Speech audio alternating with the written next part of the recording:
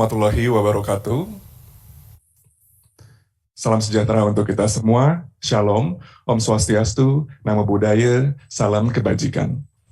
Selamat pagi Bapak Ibu yang saya hormati. Sebelum kami memulai acara pada pagi hari ini, dapat kami sampaikan bahwa acara ini akan berlangsung dalam bahasa Inggris. Namun bagi Bapak Ibu yang ingin mendengarkan dalam bahasa Indonesia, kami menyediakan fitur penterjemah bahasa Indonesia yang dapat Bapak Ibu akses dengan cara mengklik tombol bola dunia yang ada di bawah layar Bapak Ibu, kemudian silakan memilih dalam bahasa Indonesia. Sekali lagi saya sampaikan bahwa kami menyediakan fitur penterjemah yang dapat Bapak Ibu akses dengan cara mengklik tombol bola dunia yang ada di layar Bapak Ibu, kemudian pilih bahasa Indonesia. Namun ketika Bapak Ibu tidak bisa menemukan logo bola dunia yang ada di layar Bapak Ibu, itu tandanya Bapak Ibu harus mengupdate aplikasi Zoom, kemudian join kembali dengan meeting Zoom yang sama dengan cara yang sudah saya sampaikan tadi. Baik. The Honorable Deputy Attorney General for General Crimes, heads of provincial and district prosecution offices all around Indonesia, the juries, the finalists, and all of the audience watching virtually. Yeah.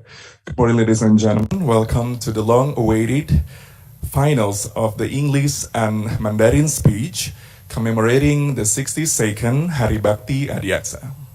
It is good to have you here joining us today, and let's first introduce ourselves. My name is Dika. And my name is Gilang. We will guide you through this event this morning. Yep. First, let us have a moment of silence to pray for the success of this event.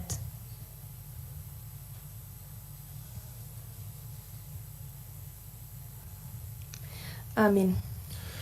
Ladies and gentlemen, please stand up for the national anthem of the Republic of Indonesia, Indonesia Raya.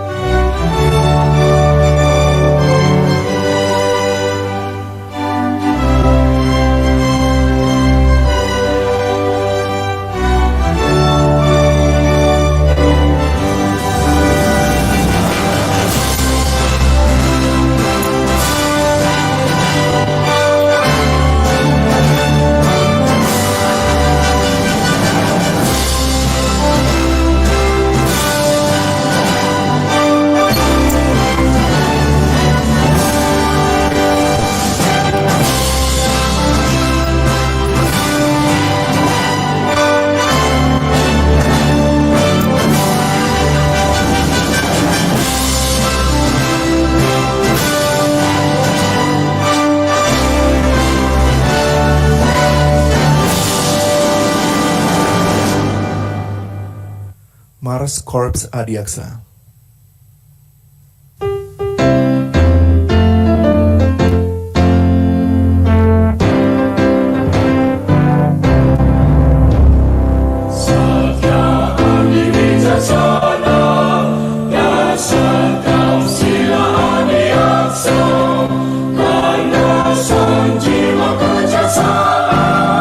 Sebagai abdi masyarakat,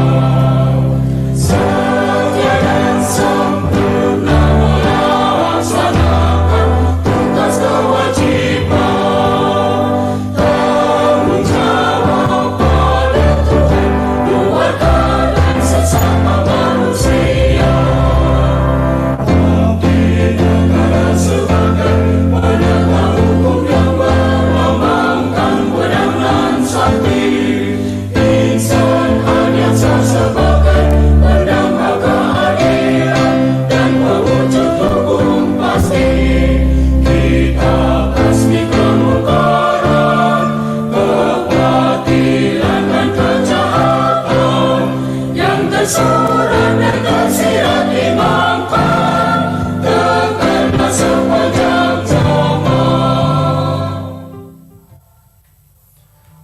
and gentlemen, you may have a seat.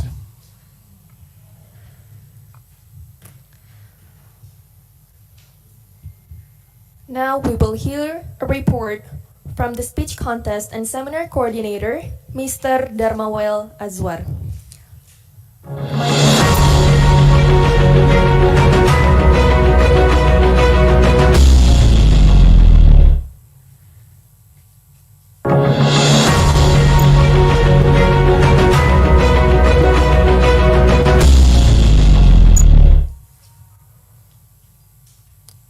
Assalamualaikum warahmatullahi wabarakatuh. Selamat pagi, salam sejahtera.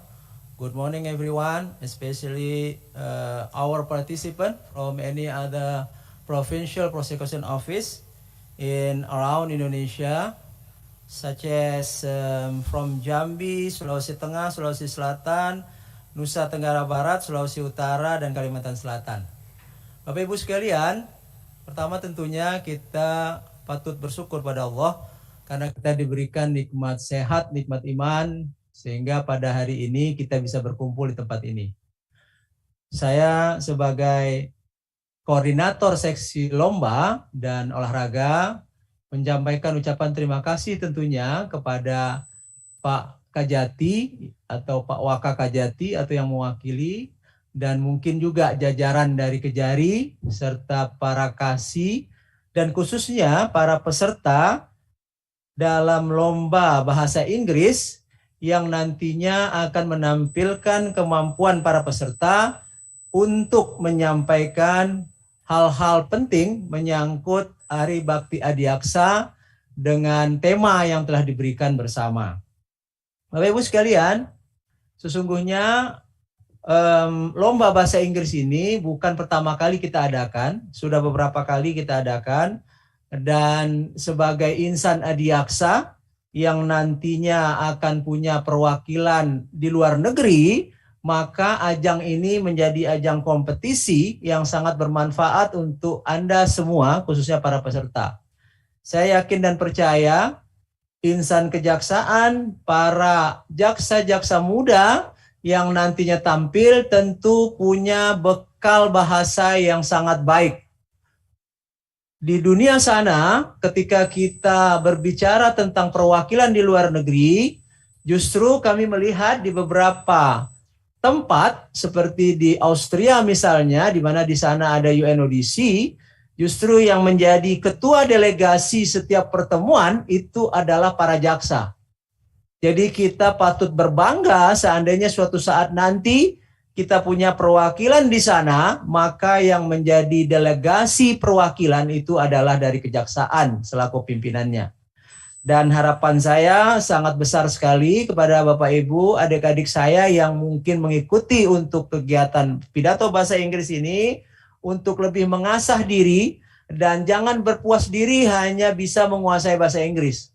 Karena sesungguhnya bahasa Inggris ini adalah bahasa yang menurut saya wajib dipunyai oleh teman-teman, karena di dunia manapun yang namanya membahas kasus, apapun jenis kasusnya, apalagi di negara Belanda, di mana setiap persoalan itu diserahkan kepada para jaksanya. Saya pernah ke Belanda juga, waktu itu saya melihat bagaimana peran seorang jaksa yang memang sangat dominus litis. Jadi tidak berlebihan juga apabila kejaksaan juga berperan dominus litis di Indonesia ini. Bahkan sekarang ini dalam penanganan perkara-perkara tertentu, asal para Bapak Ibu dan adik-adik saya sekalian ketahui, kami di narkotika sekarang dalam penanganan perkara ini di tahap penyidikan sudah melibatkan jaksa. Pengertiannya bukan dalam kasus peratutnya, tetapi dalam pelaksanaan penyidikannya. Misalnya, ketika terjadi sesuatu, maka pihak penyidik meminta kita untuk turut melihat TKP-nya misalnya. Ini terjadi pada persoalan di Undang-Undang Kesehatan yang selama ini dipegang oleh BP POM. Kemudian juga, saya lupa, mohon maaf, Di sini ada kehadiran dari juri dari UNODC, dari OPDAT US Department of Justice, dan ICTAP. Thank you very much for our jury. I hope you can give any result for our participant in a very, very transparency. And I hope one day we can meet with you in any other occasion, of course. Kemudian kami sambung kembali cerita tentang bahwasanya peran jaksa ini ke depan akan makin penting. Bahasa akan menjadi lebih penting lagi karena kita bisa menguasai bahasa, artinya menguasai beberapa permasalahan yang menyangkut tidak berbahasa Indonesia. Menyangkut kegiatan lomba ini, sekali lagi kami sampaikan terima kasih kepada para peserta, khususnya kepada Bapak Kajati yang telah memberikan kesempatan kepada para peserta kita untuk mendukung mereka ikut dalam lomba bahasa Inggris ini. Saya tentunya atas nama panitia dan juga saya selaku seksi lomba, mohon maaf apabila dalam pelaksanaan ini banyak kekurangan di sana sini. Kami sangat menerima masukan, saran dari Bapak Ibu sekalian untuk peningkatan lomba bahasa Inggris ini ke depan. Itu saja. Oh ya, sebagai tambahan juga tadi bahwasanya kita juga ada nanti lomba pidato dalam bahasa Mandarin. Dan saya menyampaikan terima kasih kepada juri dari Mandarin nantinya, di mana nanti peserta dari Mandarin ini yang kami lihat ada dari Sulawesi Selatan, kemudian ada dari bidang Pidum, dan ada juga dari bidang pembinaan. Kenapa Mandarin ini juga menjadi penting perlu kita lombakan? Karena kita belakangan ini sudah punya program kerjasama dengan Cina untuk mengirim para peserta kita, jaksa ataupun TU yang punya kemampuan, punya keinginan belajar bahasa Cina, maka kita akan kirim ke sana mendapatkan pendidikan, bahkan semua dibayari. Oleh sebab itu, mari sama-sama kita lakukan ini, mengingat juga sekarang Cina adalah negara yang besar, mereka punya sistem yang namanya BEL. Nah, ini yang perlu kita tindak lanjuti bersama untuk kerjasama kita mungkin ke depannya dengan Cina yang semakin maju dalam hal apapun. Termasuk juga ketika kami pernah berkunjung ke Cina, mereka punya yang namanya lab forensik yang sangat modern. 7 lantai bahkan. Itu kehebatannya Cina sekarang ini. Dan itu dipegang oleh jaksa. Kemudian di Jepang juga bahwasanya jaksa memegang peranan yang sangat penting. Mungkin itu yang bisa saya sampaikan kepada juri Mandarin yang berasal dari Kedutaan Republik Rakyat Tiongkok. Kemudian ada dari INTI dan Universitas TCM Hubei. Kami mengucapkan terima kasih. Sheshe for juri dari Mandarin. Harapannya mari kita melakukan yang terbaik untuk kejaksaan. Mari bersaing untuk kebaikan dan saling menampakkan kemampuan sebagai peserta baik dalam bahasa Inggris maupun nantinya dalam bahasa Mandarin. Itu saja. Terima kasih. Billahi taufiq wa hidayah. Assalamualaikum warahmatullahi wabarakatuh. Selamat pagi. Good morning.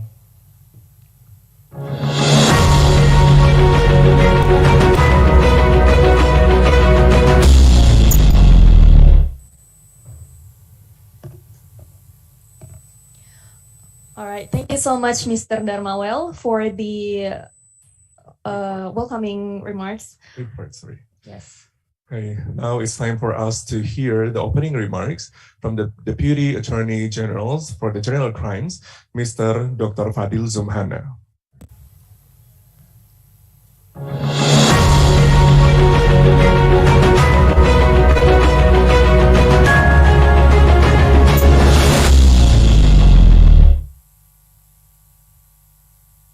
Assalamualaikum warahmatullahi wabarakatuh. Salam sejahtera untuk kita semua. Om Swastiastu, Namo Buddhaya, salam kebajikan. Yang saya hormati Sekretaris Jaksa Agung dan Tindak Pidana Umum, para Kajati, seluruh Indonesia beserta jajaran, para juri, para peserta lomba pidato bahasa Inggris dan Mandarin, seluruh hadirin yang menyaksikan acara ini secara virtual yang saya banggakan. Tiada kata yang pantas diucapkan selain memanjatkan puji syukur kepada Allah Subhanahu wa Ta'ala yang telah melimpahkan rahmat, taufik, dan hidayahnya kepada kita. Sehingga kita pada hari ini masih dapat menikmati anugerah kesehatan dan dapat berkumpul dalam acara Lomba Pidato Bahasa Inggris dan Bahasa Mandarin pada hari ini. Hadirin yang saya hormati, di era kemajuan teknologi informasi yang berkembang, demikian pesatnya penguasaan bahasa asing seperti bahasa Inggris dan bahasa Mandarin merupakan keterampilan yang penting dalam menunjang pelaksanaan tugas dan fungsi kejaksaan menegakkan hukum dan keadilan, khususnya dalam menghadapi berbagai potensi permasalahan dan tantangan profesi, seiring dengan meningkatnya kejahatan lintas negara. Hadirin yang dan para peserta lomba yang saya hormati, insan adiaksa dituntut untuk selalu memperluas wawasan serta meningkatkan kapasitas melalui berbagai kesempatan. Oleh karenanya, ajang Lomba Bahasa Inggris dan Bahasa Mandarin menjadi wadah untuk menampilkan potensi diri Anda, sekaligus menguji kualitas di hadapan native speaker. Saya titipkan harapan agar saudara-saudari memanfaatkan kesempatan ini dengan baik demi terciptanya kader-kader kejaksaan yang semakin mumpuni dan paripurna dalam mengemban amanah profesi, serta mampu mengibarkan panji-panji adiaksa di dunia internasional. Para peserta diucapkan selamat mengikuti kompetisi dan yakinlah apa yang kalian perjuangkan saat ini akan memberikan manfaat di masa yang akan datang. Saya ucapkan terima kasih pula kepada panitia atas kerjanya. Apresiasi setinggi-tingginya disampaikan juga kepada Kedutaan Besar Amerika Serikat dan Kedutaan Besar Republik Rakyat Tiongkok, UNODC, dan Perhimpunan Indonesia Tionghoa yang telah bersedia menyediakan waktu dan pejabat-pejabat untuk bertindak sebagai dewan juri dan mewujudkan acara ini. Para juri dalam kompetensi ini adalah tokoh-tokoh native speaker luar biasa yang memiliki kredibilitas tinggi serta kompetensi yang tidak diragukan lagi dalam hal substansi, muatan tema, dan oleh karenanya akan memberikan nilai secara objektif dan adil. Semoga penilaian yang diberikan akan memotivasi para peserta yang meningkatkan kompetensi penguasaan bahasa asing menjadi lebih baik di masa akan datang. Karena saudara-saudari adalah aset bagi Kejaksaan Republik Indonesia. Akhir kata saya ucapkan terima kasih kepada para undangan dan seluruh yang berperan serta dalam acara ini. May the best participant wins. Terima kasih. Demikian sambutan kami. Semoga Allah Subhanahu wa Ta'ala senantiasa memberikan kekuatan kepada kita semua untuk melaksanakan tugas dengan sebaik-baiknya. Wabillahi taufiq wal hidayah. Wassalamualaikum warahmatullahi wabarakatuh. Salam, Om Santi Santi Om, Namo Buddhaya, salam kebajikan.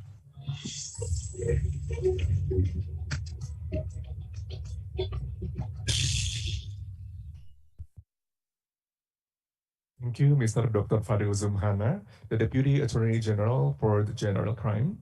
With those opening remarks, the finals are officially launched. And just like what Dr. Fadil Zumhana mentioned, the purpose of this contest is to showcase and test Insan Adiaksa's expertise in foreign languages. Yeah, but not only that, Dika, because we hope that with this event can encourage or motivate more of Insan Adiaksa out there to expand their capacity or their knowledge, especially in foreign language.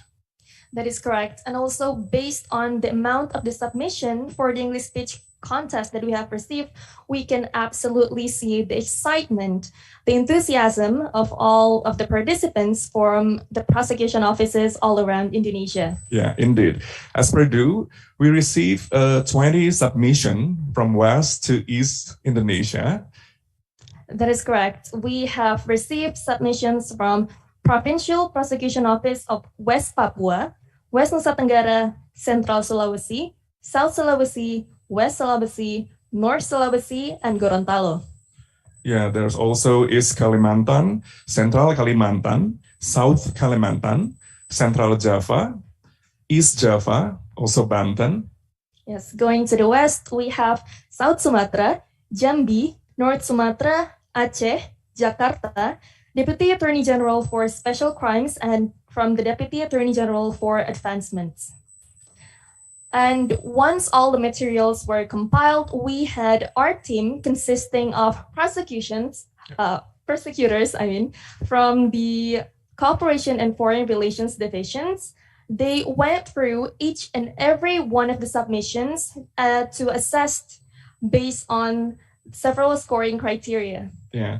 And the scoring criteria were based on intonation, expression, vocabulary, content, and of course the performance. Yes. And with through scoring, our team managed to generate the top 6 of the most eligible contestants to move on to the next stage. That is correct. And I would like to emphasize that the submission for this year was absolutely high quality. So it was not an easy job for us to score, to choose the best of the best, because we have to admit that the submissions were absolutely very good. Sure. So we would like to congratulate to all the participants for the amazing submission.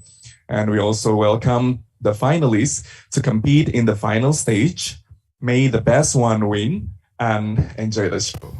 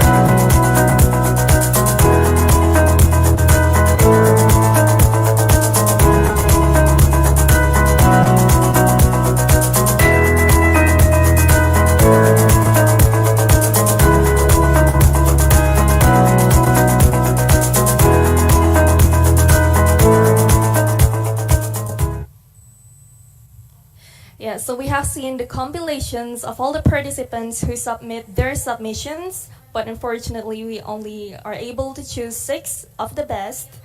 And for today, before we move any further, please allow us to introduce our honorable juries who will assess the performance of the finalists today. So first, we have the pleasure of having Mr. Bruce Miyake. Good morning, Mr. Bruce. Good morning. So, thank you so much for joining us today. He is a resident legal advisor for the United States Department of Justice, Office of Overseas Prosecutorial Development Assistance and Training. So it is your 2nd year of being a jury. So thank you so much for joining us today, Mr. Bruce. Thank you. Good morning, Mr. Bruce. Remember Good me? morning. I'm Darmawel. Yes, I do. I Director. do. Yes. Nice We to need meet to you. meet again soon. I'm well. You look How so are you? young. In Zoom area. Yes, I told you It's the the truth. Zoom. It's the camera. Okay, thank you. Thank you. All right. All right. The next jury, we have Mr. David Eaton. Hi, Mr. David Eaton. Good morning. Good morning. I apologize. I couldn't figure out how to do the backdrop. They sent it to me, but I didn't know how to put it on my phone, so I'm old school. Yeah. So I hear that you are joining us from Bali right now. That is correct, yes. Yeah, thank you for supporting economic recovery of Bali. My pleasure. Thank you. Thank Yeah, you. so Mr. David Eden is a senior technical advisor, also from the United States Department of Justice International Investigative Training Assistance Program. Welcome and thank you for joining us. Thank you for including me. I'm honored to be here. Last but most definitely not the least, we have Miss Zoelda Anderton. Hello, Miss Zoelda. Hi, How are Miss you Zola. today? Hello, good Looks morning, so beautiful. everyone. I'm well. Yeah, you look so fresh and beautiful. So, Ms. Zelda is a Deputy Country Manager, Anti-Money Laundering or Counter-Financing of Terrorism Advisor from the United Nations Office on Drugs and Crime, or UNODC. So, welcome. Thank you so much for joining us today, and we hope you enjoy the show. Thank you very much. It's a pleasure to be here. And next, we will inform you on the structure and rules of today's finals. So after this, we will call the participants based on alphabetical order to perform their speech. And after that, once the participant is ready, we will unmute their mic and they will start their speech. Now, once they start their speech, we will have a countdown on the screen so they can track their time. And then once we hit the 5-minute mark after the first word, we will have to mute the contestant's mic. So please be careful to track your time.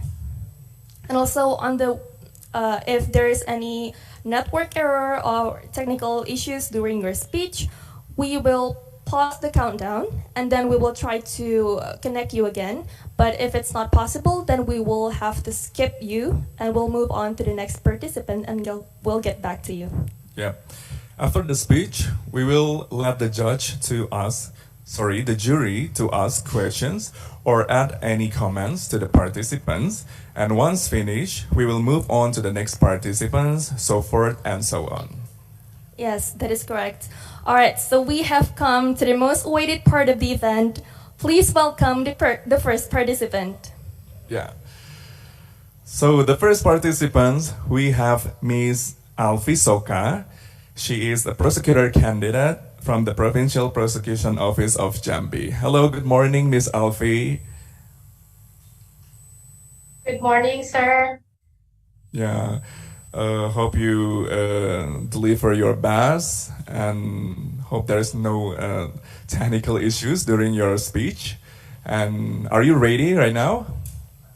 Yes, I am ready. All right. Best wishes. The time's counting right now. Honorable juries, respected audience, and everyone here today. Assalamualaikum warahmatullahi wabarakatuh. Shalom, Om Swastiastu, Namo Buddhaya, Salam Kebajikan. First of all, I would like to thank the Almighty God, and it's because of Him we are able to attend this contest. Secondly, may salawat and salam always be delivered to our Prophet Muhammad, peace be upon him, who has brought us from the darkness to this bright modern era that we live in today. And last but not least, I'd like to thank all the judges for giving me this very special opportunity to compete in this contest. Ladies and gentlemen, good morning. My name is Alfi Sokahananti. I'm a prosecutor candidate and the representative of Provincial Prosecution Office in Jambi, standing here before you all to deliver my speech. What I would like to talk about today is how restorative justice could establish humanism in the law enforcement context. See, every crime has a victim, and what has happened in the way of our system as a whole is that when the state has taken the responsibility out for dealing with criminal suspect, it has taken the remedy out of hands of the individual and accepted collective responsibility for dealing with the crime. Punishing suspect for the crime is the primary goal of the Indonesian criminal justice system. However, what about the victims and affected communities? Does punishing suspect would help them heal? I personally argue for a shift towards restorative justice. A philosophy where getting justice means repairing harm. Restorative justice seeks to encourage accountability, repair harm, and restore tranquil relationship among opposing parties rather than require retribution for wrongdoing. This is most commonly done by bringing the victim, the suspect, and those in the community who are harmed together in a circle, where they may respectfully share their perspective, feeling, and concern as well. And so does the General Prosecution Office of the Republic of Indonesia. We do not tolerate crime. However, there is more wise and fair option in the law enforcement process, as it is one of the prominent principles of a prosecutor as dominus litis or case controller in order to create a humanist-based criminal justice system in Indonesia. General Prosecution Office of the Republic of Indonesia has accommodated the restorative justice practice in Indonesia by publishing the General Prosecutor Rule number 15, year 2020, about the termination of prosecution based on restorative justice. And since the enactment of the rule, it has been resolved 823 cases. Here in Jambi, we are committed to always put the settlement of minor criminal cases with a justice mechanism into account. Last month, the Chief of Provincial Prosecution Office in Jambi has inaugurated 11 restorative justice houses as a form of our commitment to the community and nation. And since its establishment, we have solved 9 cases in total.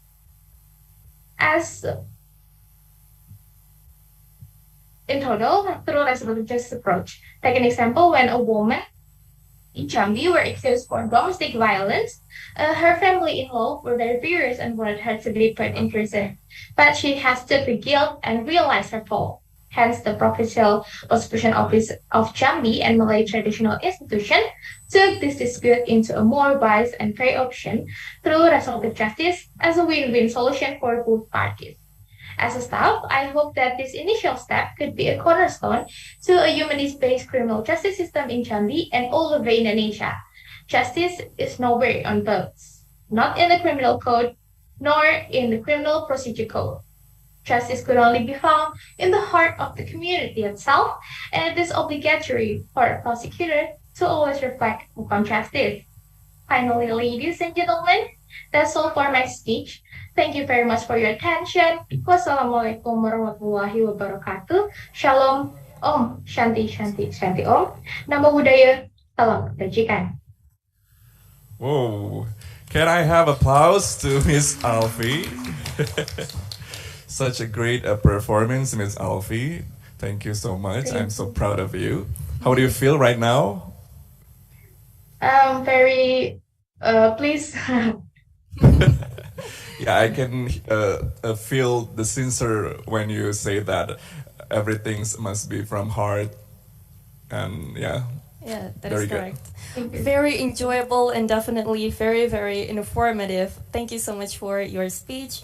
And now we invite the juries to ask a question, a response, or a comment to Ms. Alfie. Perhaps we can start from Mr. Bruce Miyake.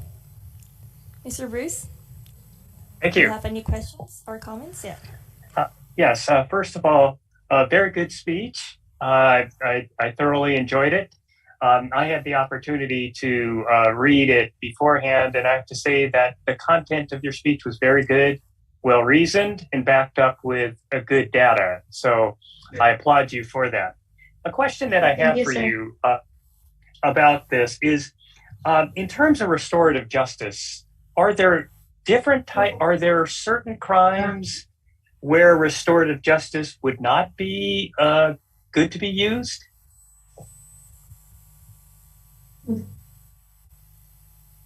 Yes, thank you, Mr. sir, Bruce. for- And yeah, we will let Ms. Alfie, please, you can answer.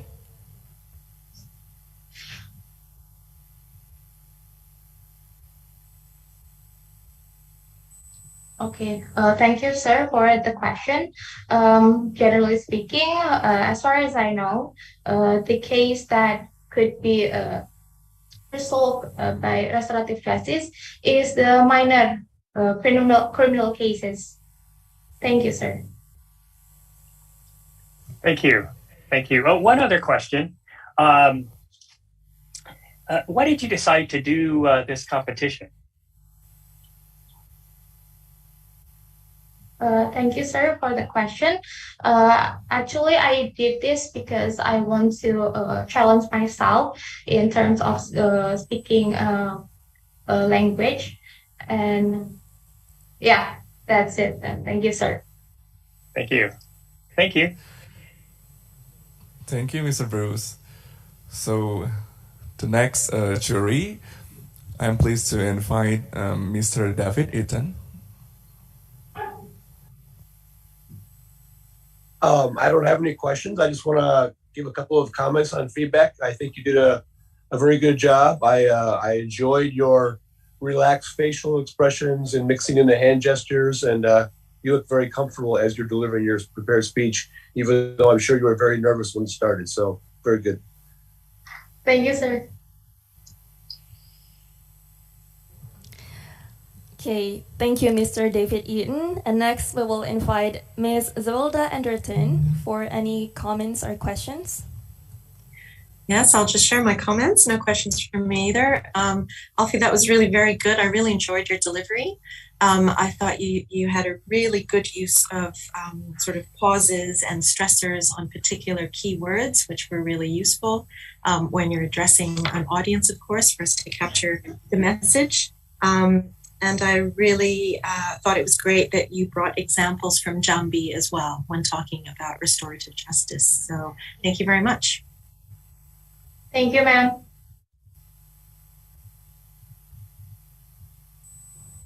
Okay, thank you so much, Ms. Zolda and all of the juries. So, what a strong start for the competition for today, right? Yeah. Can I hear the applause for Miss Alfie once again?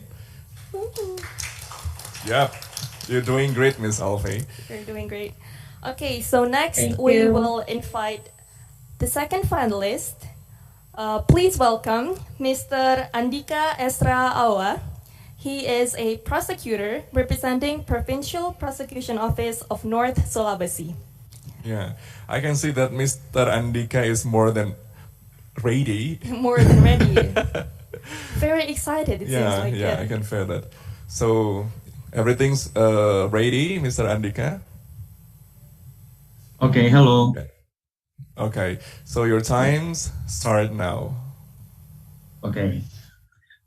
Assalamualaikum warahmatullahi wabarakatuh. May peace be upon us all. Om Swastiastu, Namo Buddhaya, greetings of virtue. The honorable jury of English speech contest and respected virtual audience, my name is Andika Esra Awa. I'm a prosecutor of District Public Prosecutor of South Minahasa of North Sulawesi Provincial Prosecution's Office. Today, I have composed the speech for the upcoming 62nd anniversary, the Attorney General's Office of the Republic of Indonesia, titled Restorative Justice as a Breakthrough in Humanist Law Enforcement in Order to Economy Recovery. Imagine if people no longer believe in law enforcement, because people judge that justice is only owned by elite people, while ordinary people, if they violate the law, are sentenced to prison, even though for cases that can actually be resolved amicably and restoring the situation. As an example of the case that occurred in 2019, where a child in Palu stole flip-flops and had to follow the criminal trial process, while the public saw that corrupt actors who stole people's money were still free to roam. This incident creates a stigma that the law is blown up and shut down.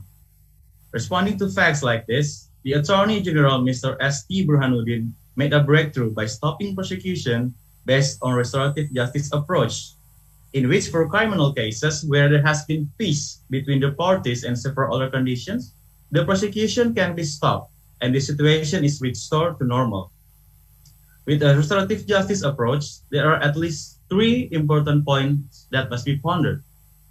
First, restorative justice strengthens social cohesion among community members. Second, it motivates the prosecutor to be involved in the purpose of justice, namely the recovery of those who need it.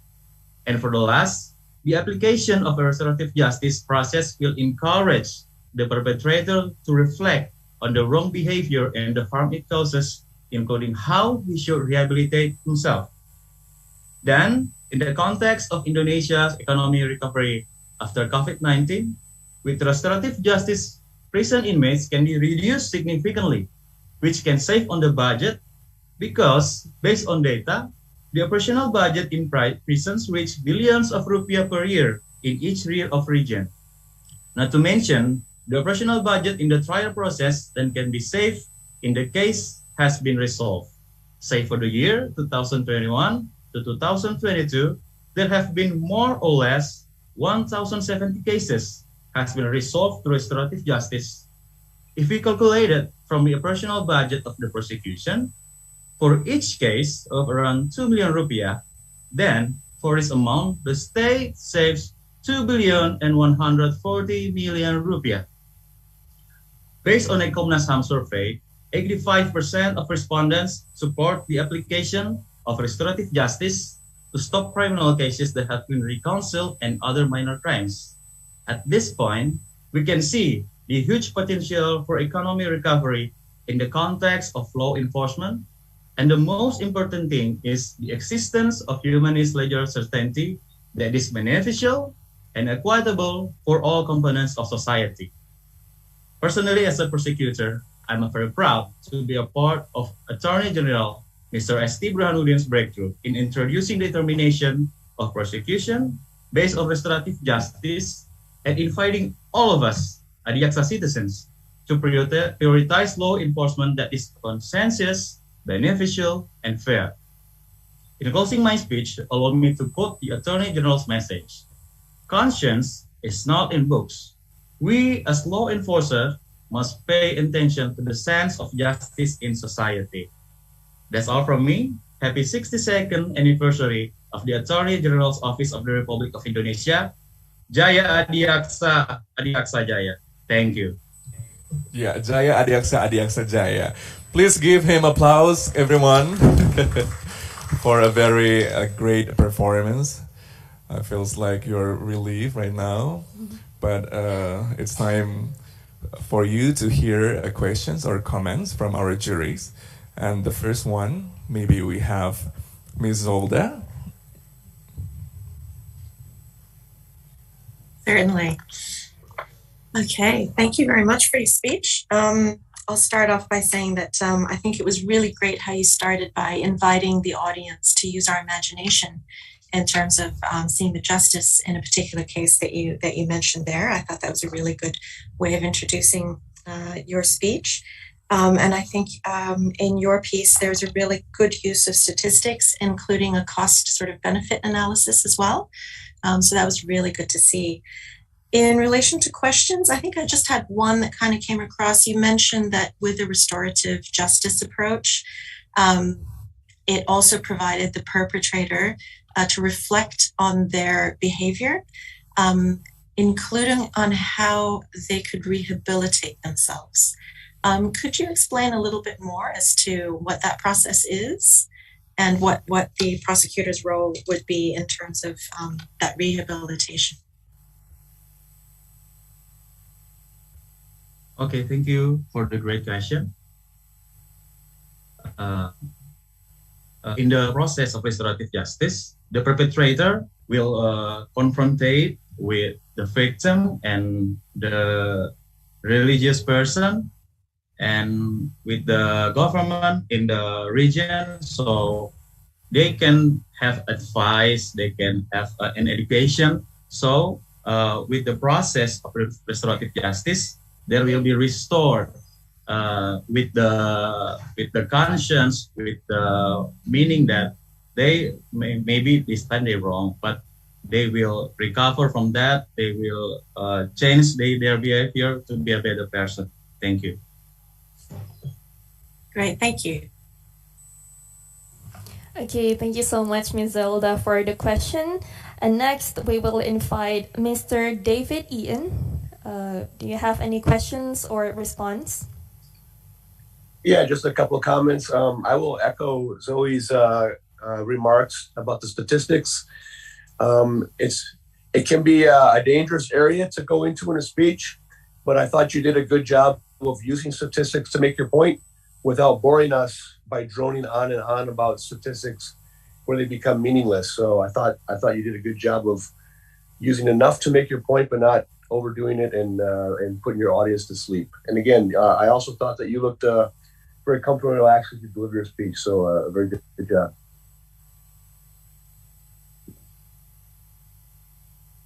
Yeah, thank you, Mr. David. So the last one, we invite Mr. Bruce Miyake.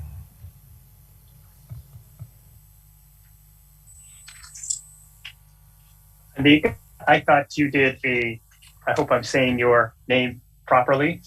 I thought you did a very good job. Your presentation was very strong. You came across very forceful. Good use of gestures of your hands and expression to make your points. And your arguments, I think, were very logical and clear and well-reasoned. And as was pointed out, the use of statistics and facts to back up your arguments, I think, was very good as well. So I was very impressed with your speech. And I had one question that I wanted to ask. You argue for the use of restorative justice. Are there any arguments against it? Why restorative justice should not be utilized by the criminal justice system in Indonesia? Okay, thank you, sir, for the great question. In some cases, I have heard and I've read some of law experts say that the principle of crime is to punish. So when the Attorney General introducing that restore the situation, they think that that's not a crime of retributive, because they think that if someone across the rule, if someone violate the law, they must be punished. And I think that's a way kind of old-fashioned style. So we come across with the regulation. We think that it's a better way to restore the situation than punish people and make some revenge feeling in other side of the perpetrators. Thank you, sir. Thank you. Okay, thank you so much, Mr. Bruce, for the quite detailed question, but very interesting nonetheless. So next we have... So thank you again, Mr. Andika. You did a great job. Moving forward to the next finalist, we have Mr. Divaryazaki Rahman. Can anyone ping? All right. He is a prosecutor candidate from South Kalimantan. Hi, Mr. Zaki, if I'm not mistaken. Hello, good morning. Good morning, Mr. Zaki. Are you ready right now to deliver your speech? Yes, I'm ready. Yeah, I can see it from your face here. More than ready. Very bright smile. Yeah, very excited, it seems like. Yeah, the light is also very good. Okay, Mr. Zaki, time is yours.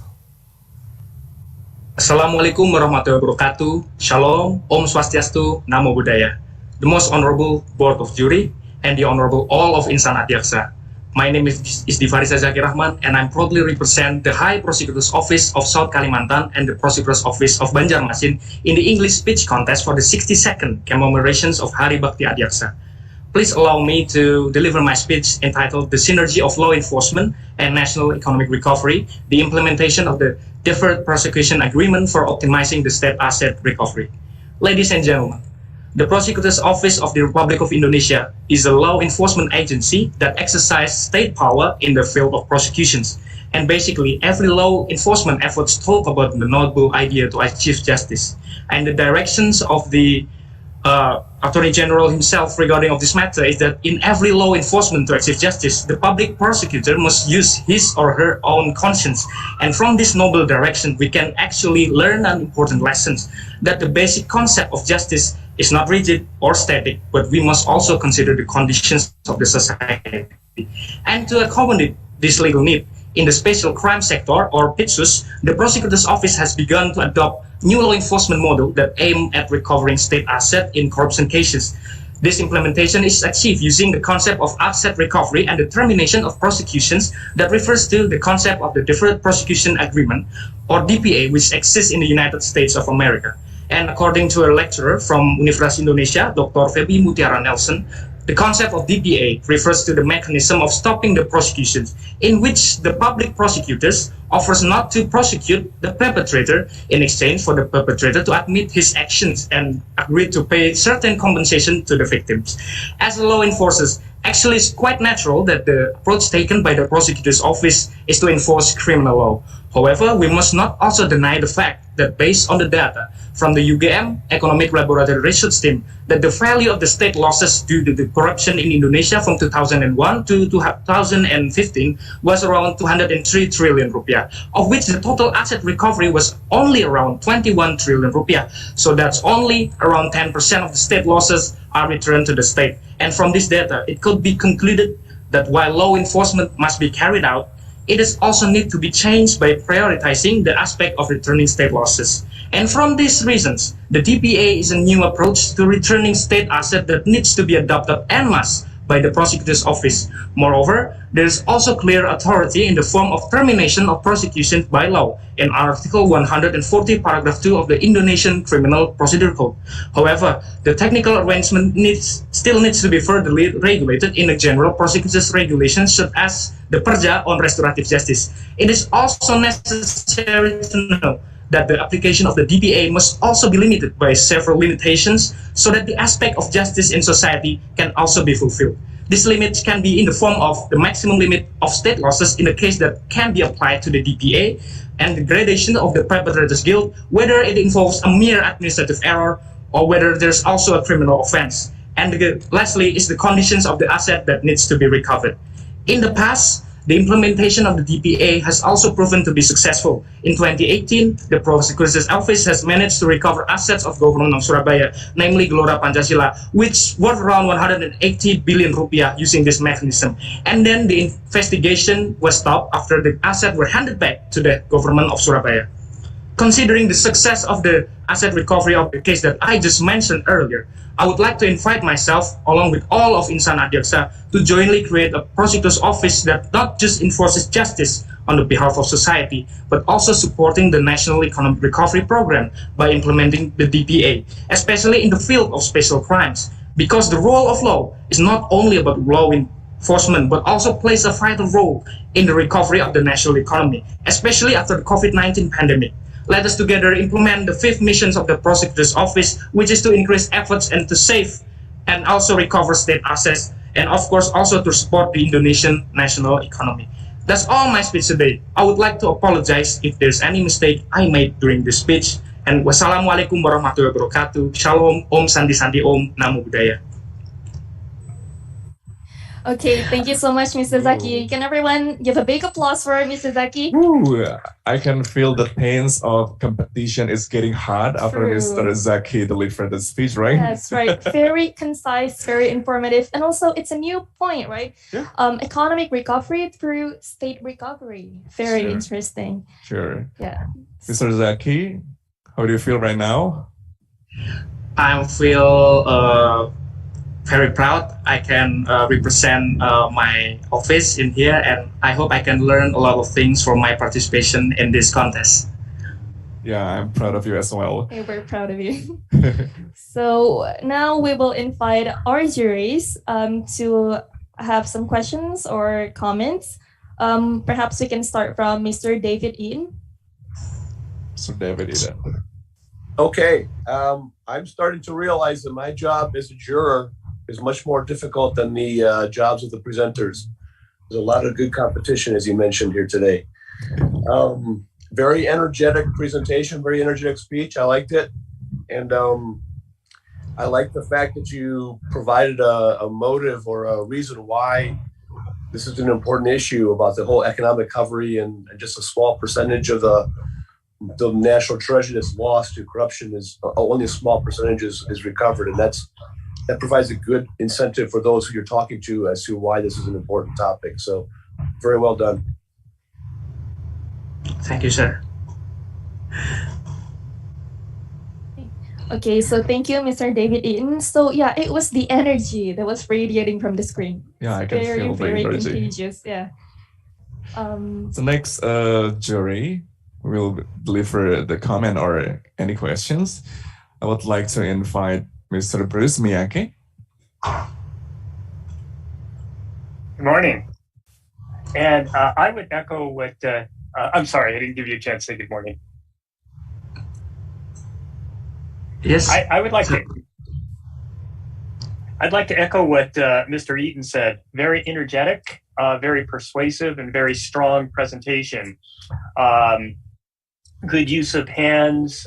You can tell by the way that you presented your hands and facial expressions that you really believe in the argument that you were making, and I think that is very important and was conveyed to me as a person watching you. So good content and good presentation. Question that I have for you is if the deferred prosecution agreements were widely adopted throughout Indonesia, who would oversee this? Okay, thank you for the question, Mr. Bruce.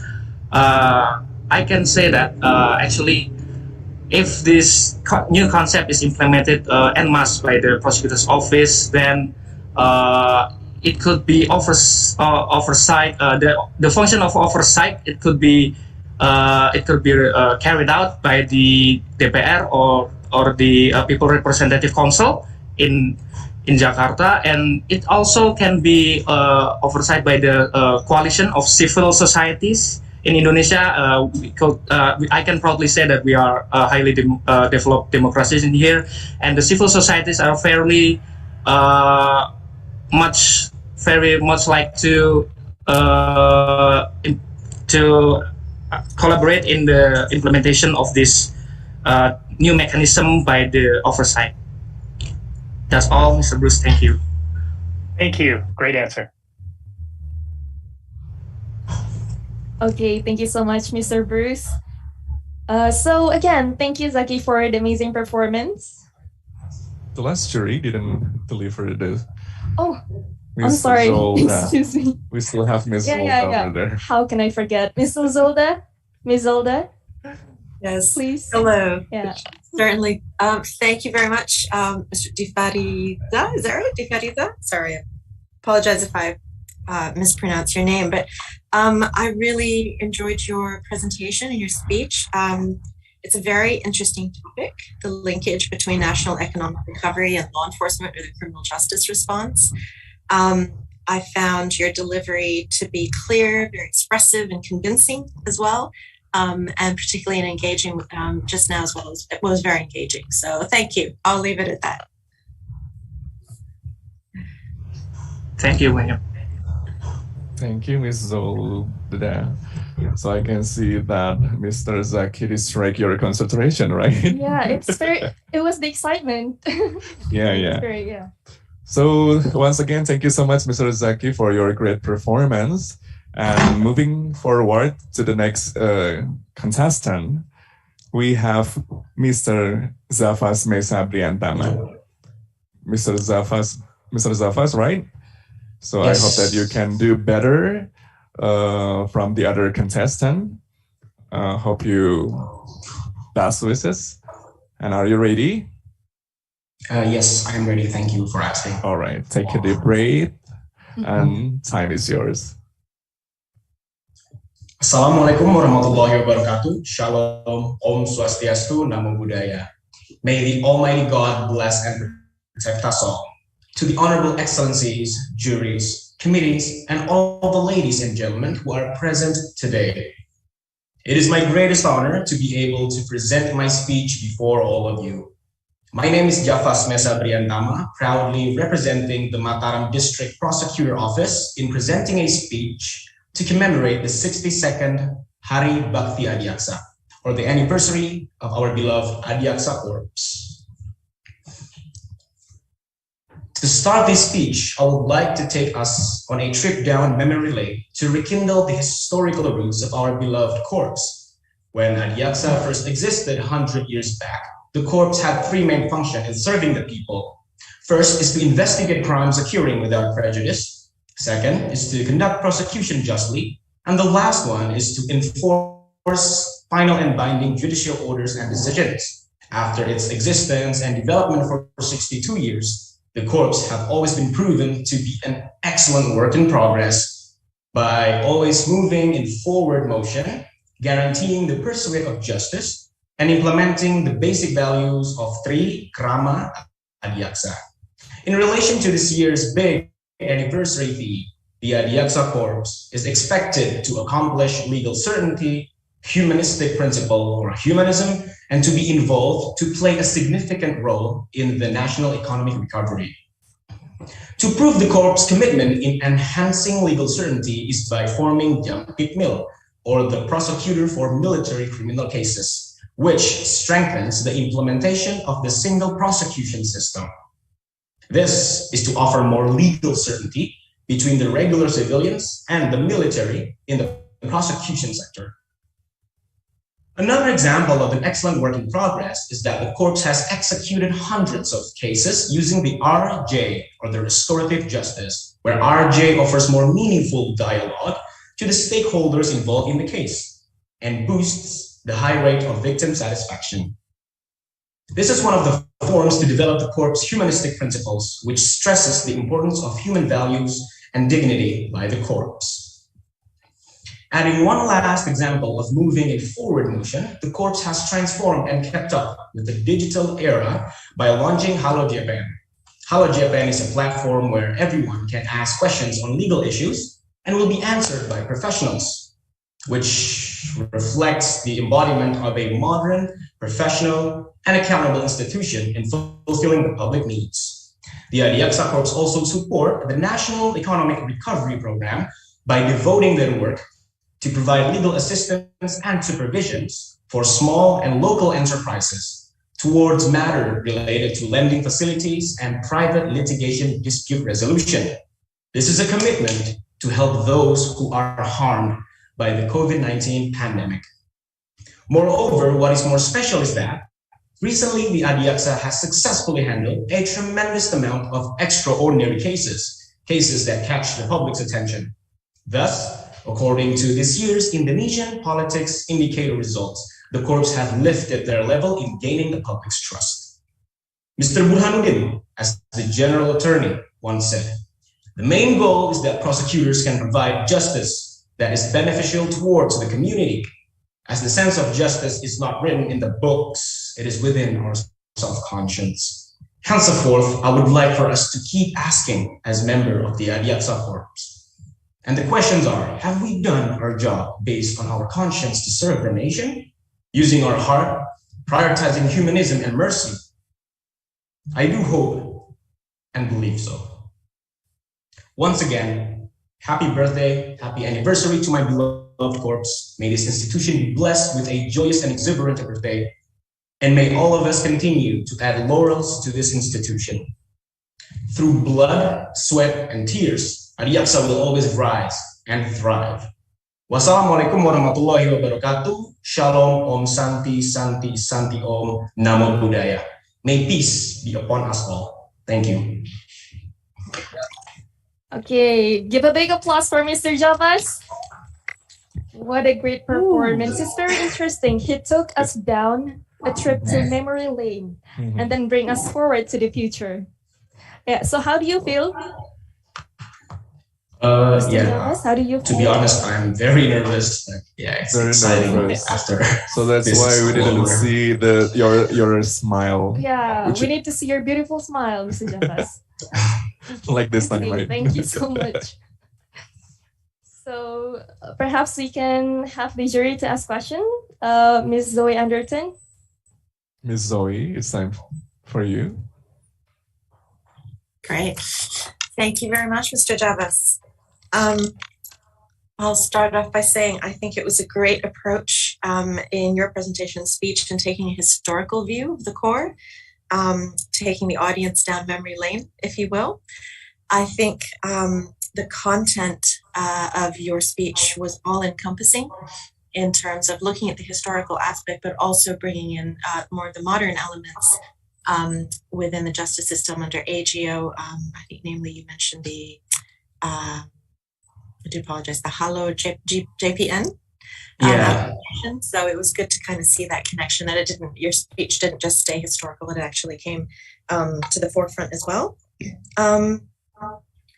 Great use of intonation and stressors, and I really enjoyed your conclusions and your expressive remarks about the core as well.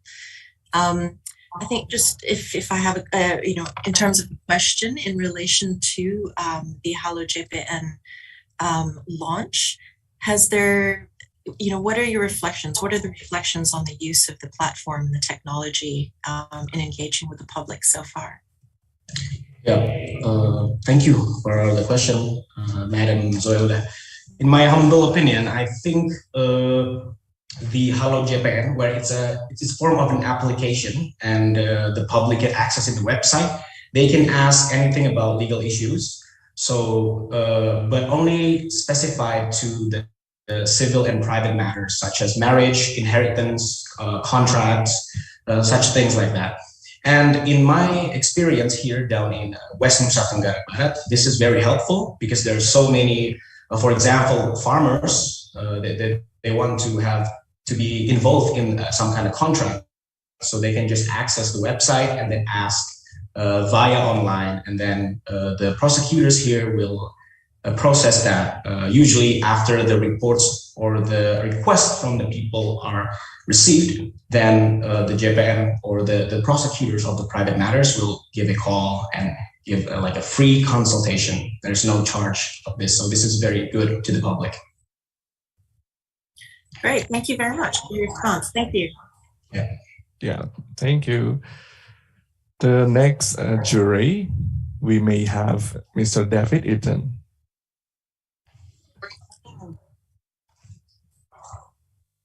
All right. If you were nervous, it certainly didn't show. You had a very good cadence. You paused at the appropriate time so people could consider what you're saying.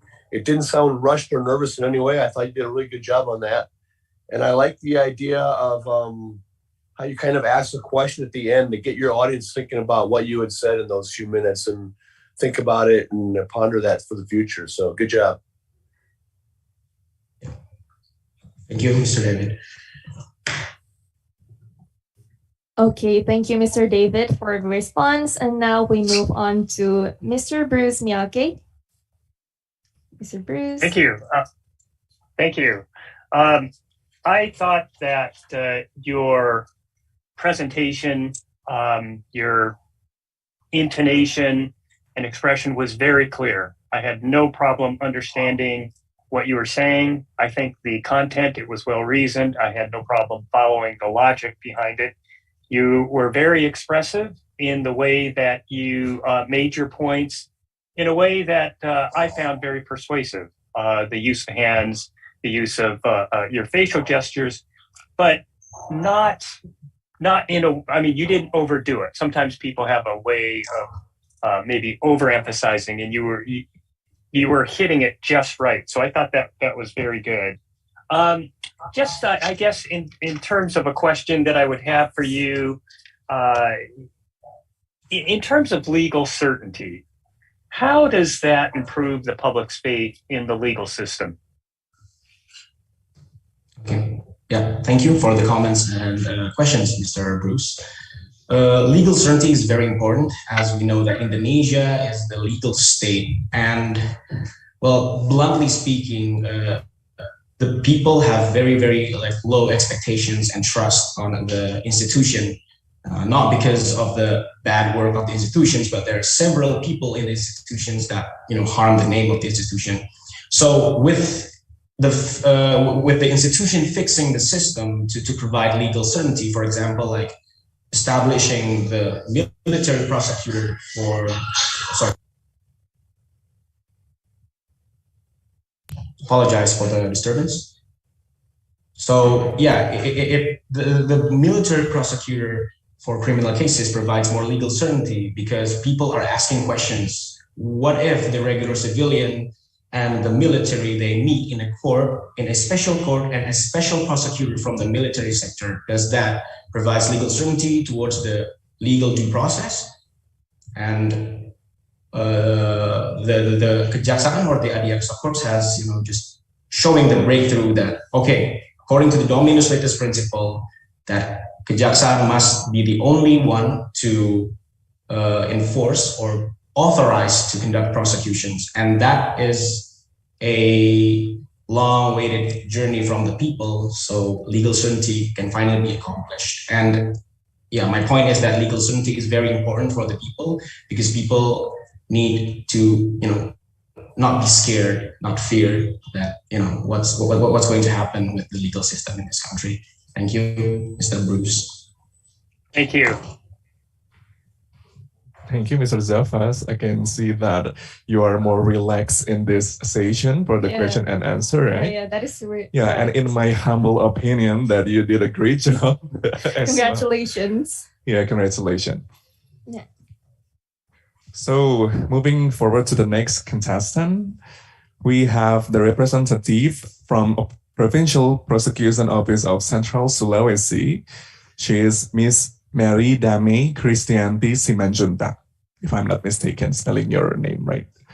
Okay, she is a prosecutor candidate, again from Provincial Prosecution Office of Central Sulawesi. Yeah, how do you feel today, Mari? Actually, I feel kind of nervous, but super excited. Yeah, so I hope that you're ready. You're Yeah, ready? sure. Yeah. So your time starts now. Honorable Deputy Attorney General for General Crime, Honorable Head of High Prosecutor Office, Honorable Board of Jurists, and beloved audience. My name is Mary, and I'm the representative of Padigi Motong District Prosecutor Office and Sulawesi Tengah High Prosecutor Office.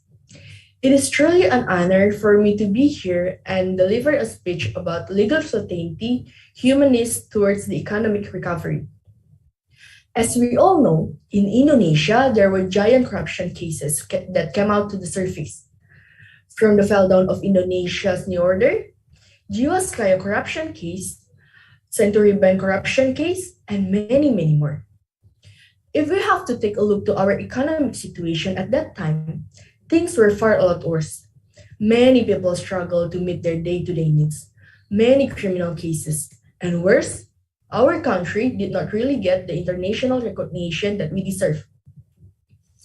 Reported by Indonesia Central Securities Depository, in 2008, we only have 995,510 investors. It was so small compared to the number of investors that are now investing in our country, which are more than 3 million, almost 400% growth compared to where we were. According to CSA Research Institute, one of the reasons our growth was rapid is because our law enforcement and bureaucracy is far a lot better than before. Take a look at Asabri and Jiwasraya case. Back then, many investors take out their money and investments only because they were afraid they could be the next one in jail. Seeing how uncertain the legal punishment looks for all the parties involved in the business. And also back then, restorative justice is not yet popular in our judgment. We may see law as a tool to punish people rather than a tool to reverse the situation and people back to be functioning. Seeing from that case, I hope we as prosecutors also remember to bring human process and restorative justice in our work and judgment. Defending our country does not mean we get to put any arguments to make the counterparty get a heavy punishment. But rather, it means that we get to bring fairness in the judgment so that things may get to where they used to be so that our country can become a safe nation for all. As our General Prosecutor, Mr. Este Burhanuddin once said that, conscience is not taught in any book, but we must still pay attention to the sense of justice that exists in the society. I also hope that we, as prosecutors, seen, watch, and heard, not only to our fellow Indonesians, but also foreigners that get to deal with our legal system. Please remember that it starts with one case to break all of the trust from the international community. Synergy may be our main word right now. From the police, prosecutors, lawyers, judges, and all of the parties involved during the legal process. I really hope we can bring the face of human approach and restorative justice throughout the legal process. Small things, but it matters a lot. That's all from me. Thank you for your kind attention. Okay, give a big applause for Mrs. Mary, everyone. You're doing a good job. So I think there was a little bit delay, but I think it's fine. We can hear your speech very clearly. So it's very interesting. On the last note, synergy is the main priority for Indonesia, right? Okay, so we may invite our juries. Perhaps we can start from Mr. David In. All right. Once again, I will say the same thing to you. If you are nervous, you certainly didn't show it. You had a very, very confident, positive delivery. Your cadence was slow. Most people, when they're nervous, they speak very quickly, and you did not do that. So your delivery was very good on that sense. And the other thing I want to mention is I really liked the way you started off by linking the high-profile public corruption cases in Indonesia and contrasting that with the fact that people were getting rich off of corruption matters when most Indonesians were having a very difficult time financially. That's a very strong way to start your speech and get people interested in what you have to say. Very good job. Thank you, Mr. All right, thank you, Mr. David. And next, we move on to our next jury, Ms. Zoe. Time is yours. Thank you. Thank you very much, Marie, for the presentation. My comments would be, I think I echo what some of what David has said as well. I really like the use of the cases up front that you raised. I think it's Jiwasraya, and there's Century Bank and a couple others, and raising that profile. And then sort of linking it as well with public trust and international engagement. And I think those are, really key elements in your speech that I really enjoyed. I think, you had really good pace as well, and very positive demeanor, and the nervousness did not come across as well at all. So that's really, really good. Really good job. Thank you very much. Thank you, Endo. Okay, thank you, Ms. Zoe. And then we move on to the last jury, Mr. Bruce. Thank you. And very good speech, Marie. You have a very comfortable demeanor that makes the audience very relaxed and easy to listen to, easy for us to listen to. And I agree with what everybody else said. Sorry, are you able to hear me? Yeah, sure. I Okay, can hear you good. clearly. Yeah, good pace, very easy to listen to, very persuasive, and you showed no signs of being nervous. I really enjoyed your speech. A question that I have for you is this.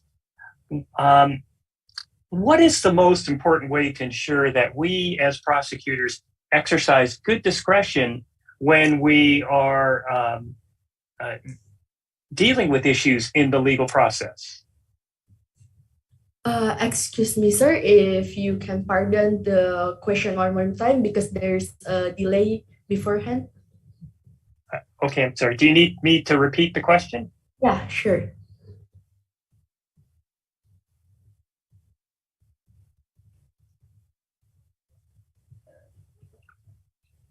Mr. Bruce? Hello? Okay. Turn off my video here. Can you hear me? Yeah, sure, I think sir. my I can hear very clearly.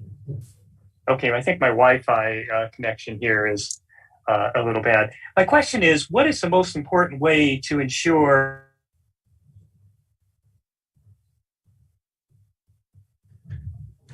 Mr. Bruce, we can hear you from here.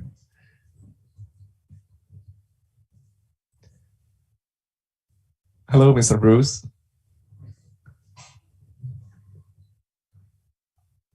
Disconnected. I can't got the questions. What is the most important something that Mr. Bruce Yeah, I wants could to hear ask? the something that Yeah, I'm, Mr. has to do. yeah, I'm sorry. My internet here is bad. Can you hear me now? Yeah, sure, sir. Okay, I was just, my question is, what is the most important way to ensure that we as prosecutors exercise good discretion when dealing with legal matters in the court system? Okay, thank you for your question. In my opinion, the most important thing that we as a prosecutor has to do is the first one is the transparency, and also the, as Mr. Este Burhanuddin said, that I said before in my, see whether what they do is implement what the punishment that they have to, that are correlated with the punishment that they have to face. So we just not give them the hardest punishment that they can give, but we have to see whether what they did is correlated with the punishment that they received. Thank you, sir. Thank you. Very good answer. Thank you. Thank you, Mr. Bruce. Thank you, Ms. Mary, for such a sweet performance. It shows us that we don't need a high tone to convince the audience, right? Yes, correct. Very sweet performance. I like it. Very enjoyable. Yeah. Okay, so we move on to the last participant for today. We have Miss Niputu Wimar. Can someone pin her? Yes. So Miss Niputu Wimar, she is a prosecutor candidate representing Provincial Prosecution Office of South Sulawesi. So how are you today? I'm great, thank you for asking. Okay, so are you ready for your speech? I'm so ready. Okay, your time starts now. Wish you luck. Assalamualaikum warahmatullahi wabarakatuh. Shalom, Om Swastiastu, Namo Buddhaya. Miss Putu, would you please repeat it? Because the timekeeper is not ready. Okay. Is it ready? Okay. Time's yours, Miss Okay, thank you. Niputu. Okay. Assalamualaikum warahmatullahi wabarakatuh. Shalom, Om Swastiastu, Namo Buddhaya. Honorable Board of Jurists and respected audiences, my name is Niputu Wimar Maharani. The honor is mine being the representative of High Prosecutor's Office of South Sulawesi and District Prosecutor's Office of North Luwu. And I'm going to give my thought on such an interesting topic, which is legal certainty, humanism towards the economic recovery. Ladies and gentlemen, as we know, Indonesia is a legal state, which is reflected by the legislation that is present in Indonesian law. In addition, almost all aspects in social life are regulated in clear laws that exist in Indonesia.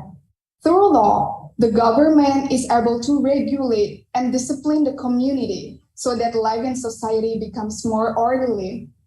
In law, there are three things that must be contained in a law as identity values, and one of them is the principle of legal certainty. Legal certainty has several meanings. That there is clarity. It must not lead to multiple interpretations in a law. It must not be contradictory between regulations, and the regulations can be implemented. Legal certainty itself can be a legal instrument for a country and can guarantee the rights and obligations of every citizen in accordance with the culture that exists in that society.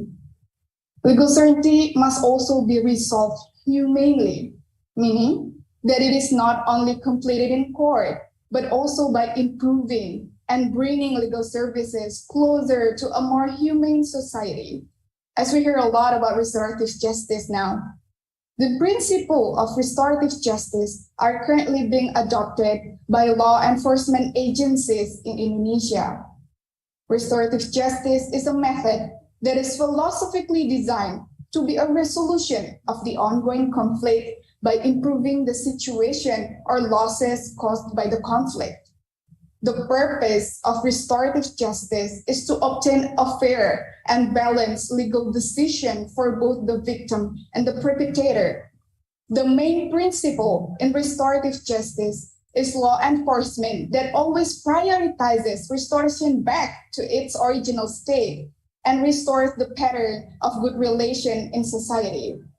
The Attorney General's office also issued a policy regarding restorative justice through the Attorney General's Regulation, Perja, number 15 of 2020, concerning termination of prosecution based on restorative justice. Restorative justice is also a legal certainty because the case is still resolved, even though it is not through a trial. Humanistic law enforcement is a breakthrough in handling without using violence in the examination process to find evidence and confession of suspects. Humanistic law enforcement is also given fairly, not only to the suspect, but also to the victim. Legal certainty in humanistic ways is expected to increase public and world trust in the state, government, and law enforcement system in Indonesia.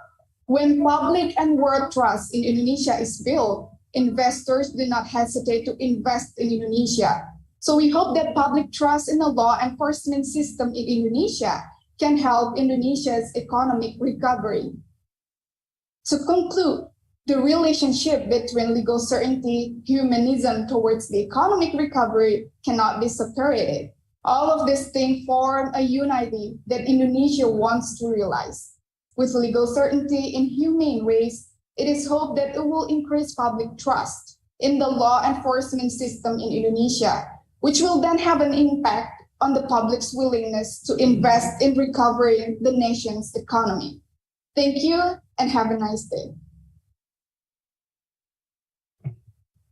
Thank you, Ms. Niputu Wimmer. But I just want to make sure that you are the right person because I see that your name is Rani over there.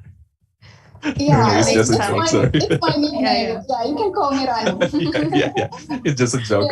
Yeah. Yeah, thank you so much, Miss Rani, for your great performance.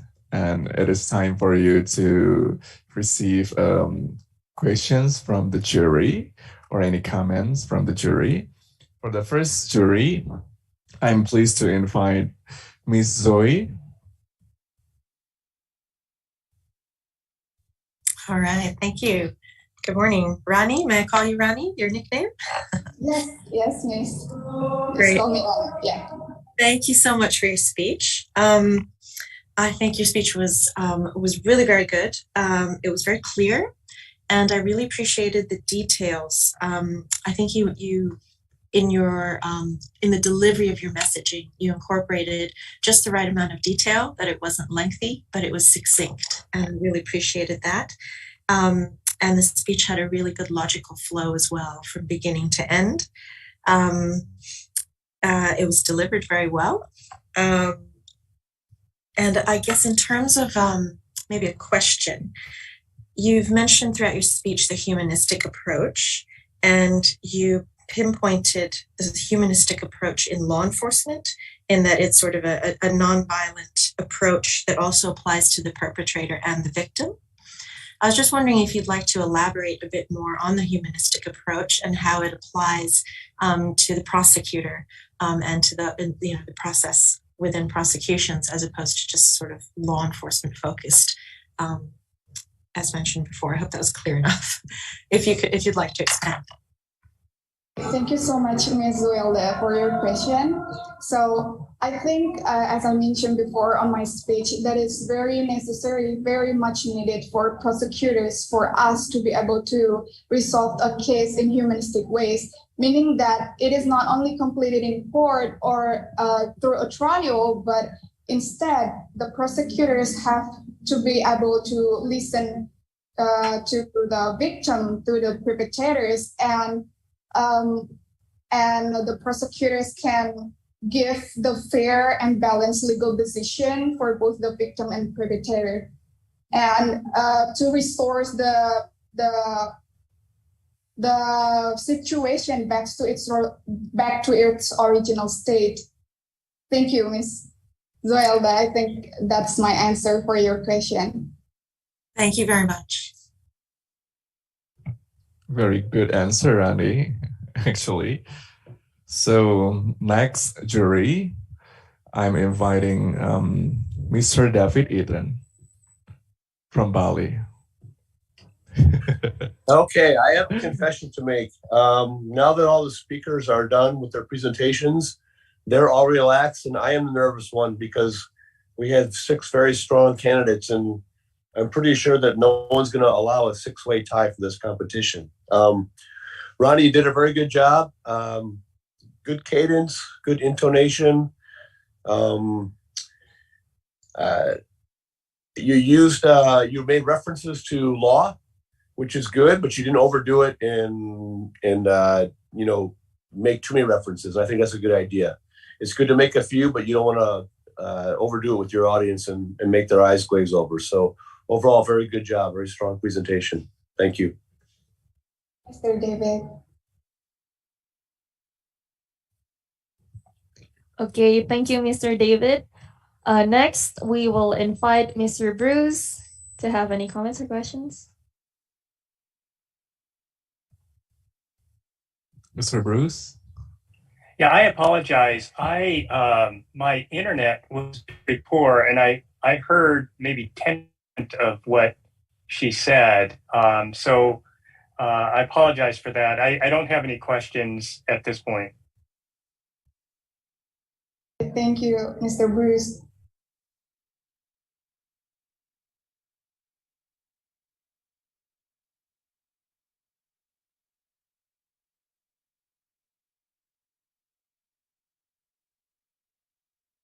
Okay, Mr. Bruce, very sad that you have a very bad network there, but as the committee say that you have a right to watch again the record of the contestant, our last contestant, Miss Niputu Wimar, so you can feel the score. Yes, so we will send you the recording of Miss Putu Nimar's speech, and then later you can fill the scoring sheet. Would that be okay with you? Oh, that would be great. And I really apologize for the bad connection I have here. Thank you so much. And I'm sorry that I wasn't able to hear it live, but I'm sure it was fantastic. Yeah, it's fine. Okay. Okay, thank you, Mr. Bruce. We'll contact you. So the last participant, wow, just like Mr. David, I felt pressured because all of the participants were very great, very enjoyable, informative, just like what I said earlier. It's very, very competitive, right? Yeah. I'm really proud that Insan Adiaksa out there has a very good and very great capacity in amazing talent in foreign language, especially English right now, right? Yeah. We can wait for the Mandarin speech finals. Yeah, right after this. Right after this. Yeah. I think the juries will have a hard time scoring choosing the top 3 of this competition, right? It's very hard for the juries. Yeah. So the last participant concludes our English speech finals for today. We have seen it live, the talented Insan Adiaksas here all around Indonesia, and we do hope that this event will motivate everyone to keep on learning and expanding their knowledge. And of course, we would definitely want to see more of the participants next year. Yep. We will announce the winner on the 22nd of July, 2022 on Instagram at kejaksaan.ri and at kahlu_kejaksaan.ri. Once again, we will announce the winner on the 22nd of July 2022 on Instagram at kejaksaan.ri and at kahlu_kejaksaan.ri. So be sure to follow us on Instagram. Yes, be sure to follow us. And as a token of appreciation for the juries, please accept our humble gift of certificates. Yep. As seen on the screen, and we will send you the physical copies to each of your offices. So please look forward to it. Yep. And we encourage everyone to stay on this Zoom meeting as well. We'll take a screen capture with everyone. So please turn on your camera. We'll take a screenshot together to document this event. Ya, baik. Yep. Mohon untuk I seluruh didn't see the representative of what is. Oh yeah, so please turn on your camera because we'll District take Prosecution a of picture. Sangataya. Is it Yeah. right? Jadi mohon untuk seluruh partisipan dan audiens untuk mengaktifkan video karena kita akan mengambil tangkapan layar. Ya.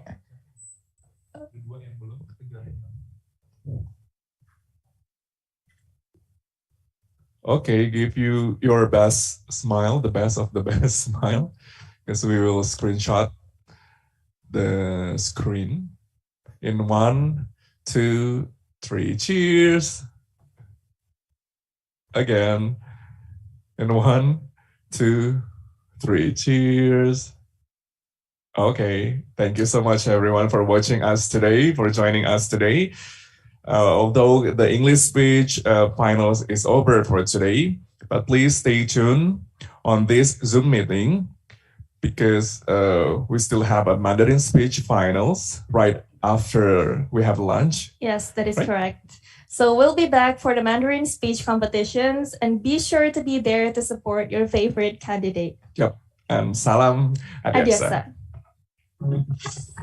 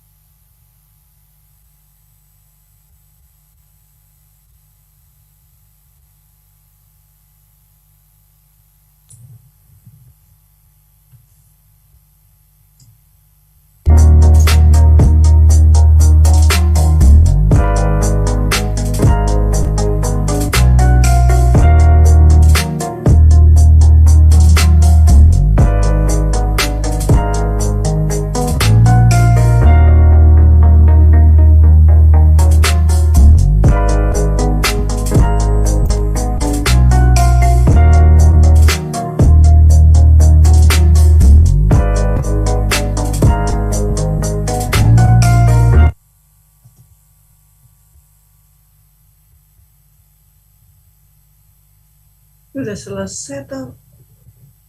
Belum mulai.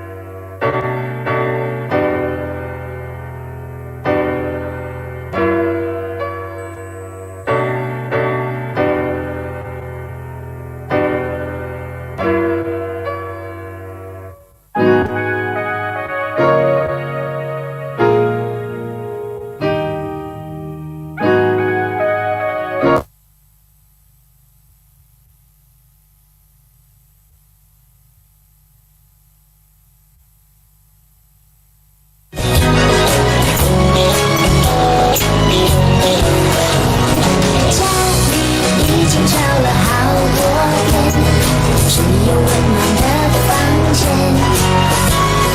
爸爸说幸福就在镜子里，那就是我快乐的脸。老师说，如果欲望能够少一点，快乐就会多一些。爱是地球给我们的资源，随时记在心里面。我有善良礼貌的双眼，发现大家幸福的脸。如果欲望能够少一点，快乐就会多一些。爱是地球给我们的资源，随时记在心里面。我有善良礼貌的双眼，发现大家幸福的脸。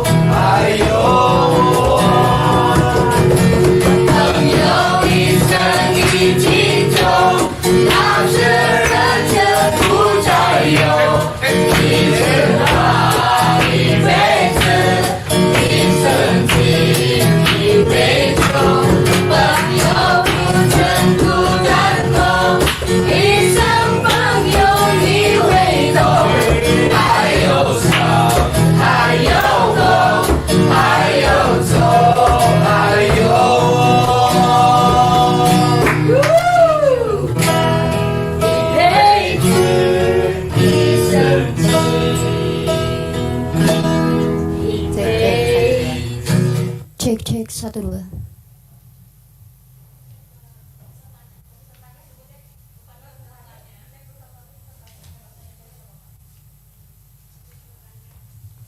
Kepada para peserta, apakah sudah hadir semua untuk Peserta pertama Asrofil Hidayah dari Jaksa Agung Muda Bidang Tindak Pidana Umum. Apakah sudah join Zoom?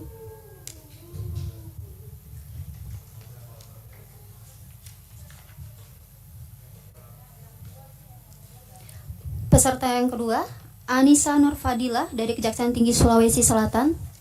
Apakah sudah bergabung? Siap, sudah hadir. Baik, terima kasih.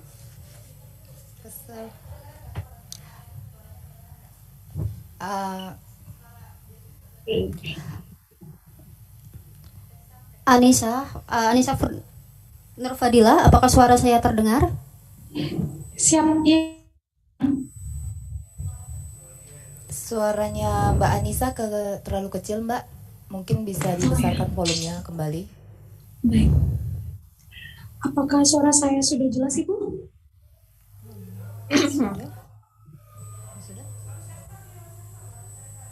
Halo? Mbaknya nanti kalau di Zoom harus di center, Mbak ya. Di tengah. Posisinya terlalu jauh dari mic mungkin. Ya, soalnya, ya siap. Bisa diulang kembali, Mbak. Apakah suara saya sudah terdengar? Terdengar tapi kecil. Iya. Terdengar tapi kecil ya. Baik, Bisa dibesarkan suaranya. Tes. Masih kecil, Mbak. Kecil. Kalau gitu saya panggil operator dulu. Iya, boleh. Untuk Mas Dila tadi yang dari jam tidur. Untuk Mas Asrofi Hidayah, apakah sudah hadir? Bisa cek sound. Ricky cek sound. Belum hadir ya.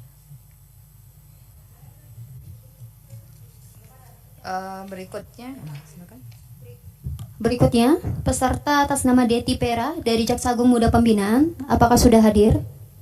Wajun Peri. Bisa cek sound terlebih dahulu. Apakah suara saya terdengar, Bu? Terdengar, Bu. Sudah. Bisa ngomong lebih jelas atau panjang untuk cek sound? 你看可以听我的声音？ Oh, 听到了，谢谢。谢谢。 Baiklah. 我的中文名字是 Selanjutnya peserta nomor 4, Mbak Friskana Melia Fu Meili. Fu Meili, 你在哪儿？ Bu Meli Chai Ma. Belum ada. Hai Mei. Friskana Melia belum ada. Oke, selanjutnya Mbak. Peserta nomor 5, Gazi Muhammad Mahdi dari Kejaksaan Tinggi Jawa Barat.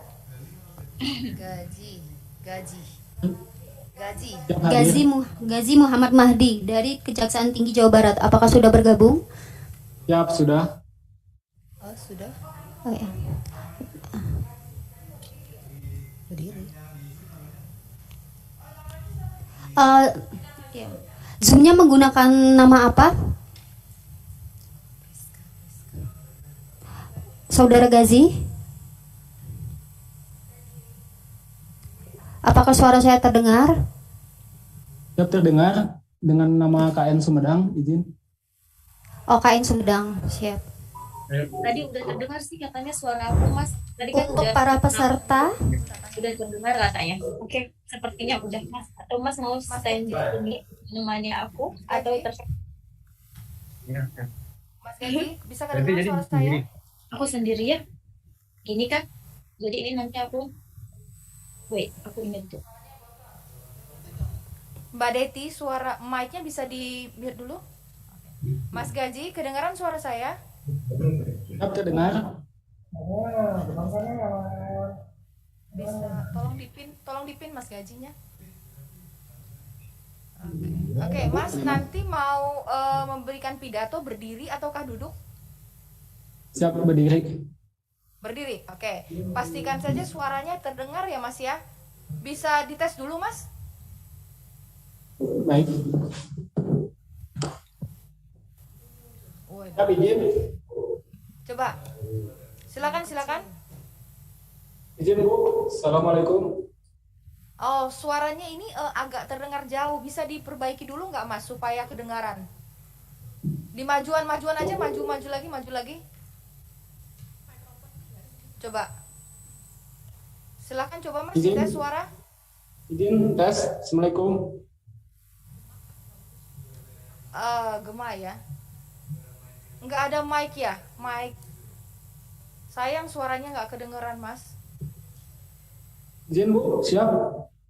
Oke, coba diulang lagi Mas. Perkenalkan diri dulu Mas. Assalamualaikum warahmatullahi wabarakatuh. Waalaikumsalam warahmatullahi wabarakatuh. Siap, izin. Masih jelas? Perkenalannya gimana Mas? Tolong perkenalkan dulu Mas.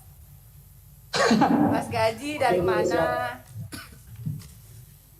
Senyum dulu. Ini dari Sumedang. Loh, Masnya mana? Kok hilang nih? Coba Mas perkenalkan diri dulu Mas. Oh, siap. Assalamualaikum warahmatullahi wabarakatuh. Perkenalkan, nama saya Gazi Muhammad Mahdi, asal Satker dari KN Sumedang, Kejaksaan Tinggi Jawa Barat. Formasi pengemudi pengawal tahanan bertempat di barang bukti dan barang rampasan.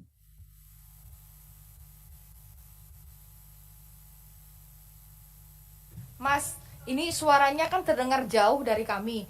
Kalau misalnya duduk gimana Mas? Duduk dekat dengan mic-nya supaya suaranya jelas Mas. Izin Bu. Oke, silakan coba tes suara 1 2 3. Tes. Assalamualaikum warahmatullahi wabarakatuh. Oke, ini lebih baik. Ini lebih baik sih. Nggak bisa lebih didekatkan lagi suaranya, soalnya agak terlalu kedengaran jauh dari kami. Baik Bu, izin Bu. Oke, pakai Zoom. Coba diulangi lagi Mas. Assalamualaikum warahmatullahi wabarakatuh. Waalaikumsalam. Silakan ngomong dulu Mas supaya kami kedengaran suaranya. Belum. Apa kayak gitu? Ni hao. Ni hao. Wo jiao Huang Meili. Ni呢？ 哦，请我用出介绍一下，我的名字是Gazi Muhammad Mahdi。Mas, bisa nggak diusahakan supaya ada mic gitu Mas? Iya, suaranya supaya terlalu ketika kecil. Atau pakai headset Mas,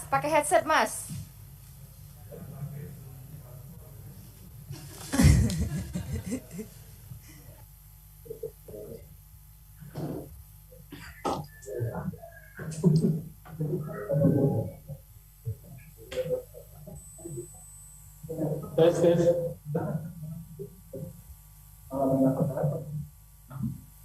Sambil menunggu Mas Gaji dengan persiapannya, kita sapa ini sepertinya Mbak Anissa tadi resign ya. Silakan Mbak Anissa, gimana? Izin Ibu cek sound. Kita resign aja biar bisa cek sound. Ini suaranya bisa diulangi gimana? Izin Ibu cek sound. Apakah suara saya masih belum jelas? Atau pakai apa sih namanya, headset gimana coba? Ya, siap Ibu. Sedang kami Coba dulu ya. Oke, sambil menunggu Mbak Anissa, kita cek sound dengan peserta yang lain. Bagaimana dengan Mbak Deti?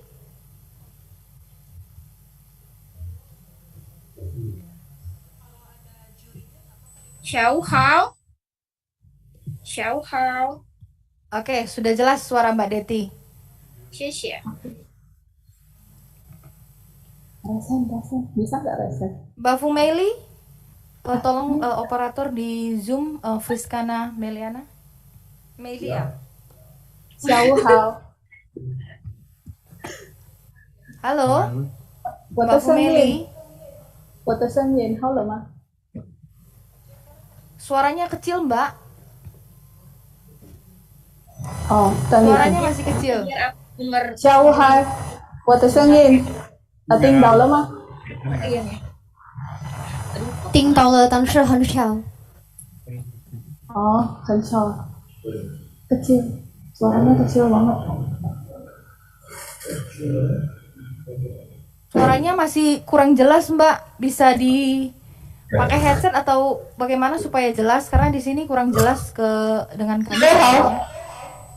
Sao hả? Con thấy đấy. Bisa nih? Tapi ini agak kresek-kresek. Bisa coba nggak usah dipegang. Coba dites dulu. 你好。你好。哦，我的声音听到了吗？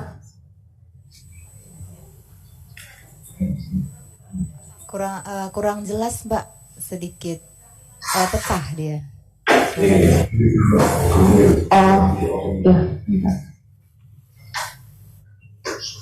Bergema.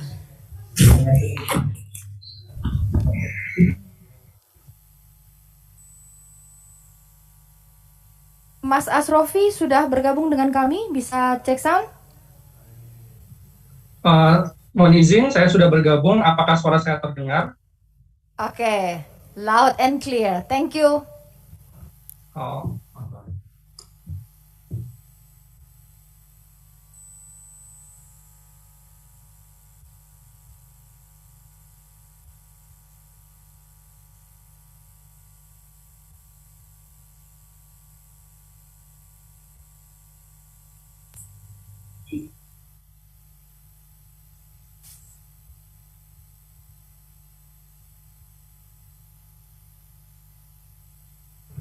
Halo, selamat siang, Mbak Santi.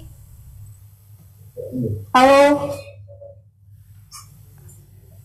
Apa kabar?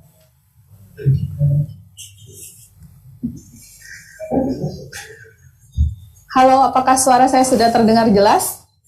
Sudah, baik. Apa kabar Mbak Santi? Terima kasih sudah bergabung bersama kami. Ya, apa kabar? Baik, alhamdulillah. Sama-sama, terima kasih atas kesempatannya.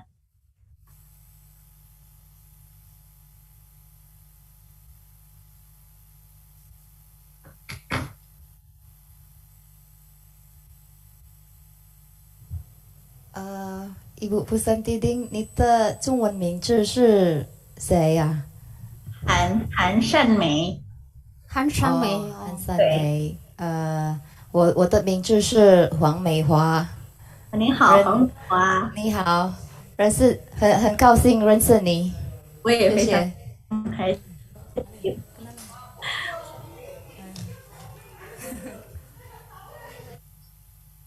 开心。Tes 1 2.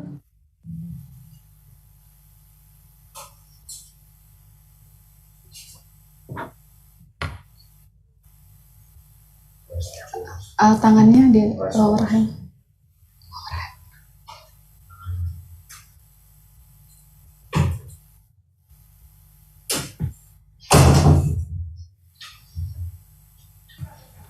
Mbak Friska, boleh dites lagi mic-nya, Mbak Friska?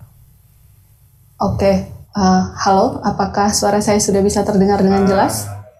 Nah, bagus. Alhamdulillah. Mungkin tadi balik ke yang Mas siapa, yang dari Sumedang. Mas siapa tadi yang dari Sumedang? Siapa? Siap. Nah, Mas Gazi ya? Siap, betul, Pak. Boleh dihidupkan videonya, Mas Gazi? Mana Mas Gazi? Sudah. G-A-A-Z. Nah, coba perkenalan diri Mas biar bisa dengar kita suaranya dari sini. 好的，大家你们好。 Segitu ya. Itu udah maksimal ya Mas ya? Ini udah maksimal ya suaranya ya Mas? Siap. Tuh jauh kan soalnya.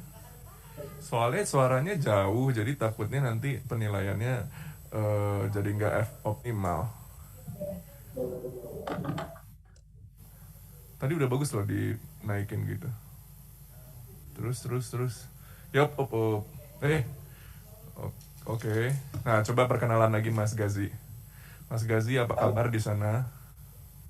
我很好，谢谢。 Oh iya, bagus loh langsung translatornya Mas Gazi nih.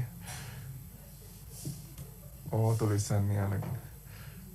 Mas Gazi ini udah maksimal ya suaranya ya Mas Gazi? Ya, mungkin segini boleh.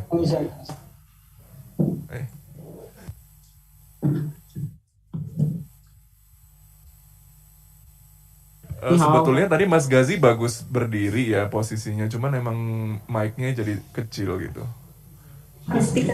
Tes 1 2. 1 2 3 4 5 6 7 8 9。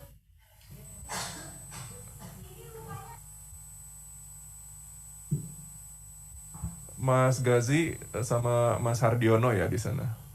Ya betul. Salam ya dari Biro Hukum. Ya. Salam balik Mas Gilang. Muncul ya jangan-jangan nih orangnya. Tes 1 2. Tes. Oh ini ini pasti mentornya ya. Udah. Ya coba lagi Mas Gazi, suaranya yang lebih keras kali. Mas Gazi, untuk tampilannya sih bagus seperti ini, tapi suaranya memang sangat tidak jelas ya di kami pun. Takutnya nanti jurinya jadi kurang nangkep maksudnya gitu. Kalau lebih depan. Nah, coba di sini deh.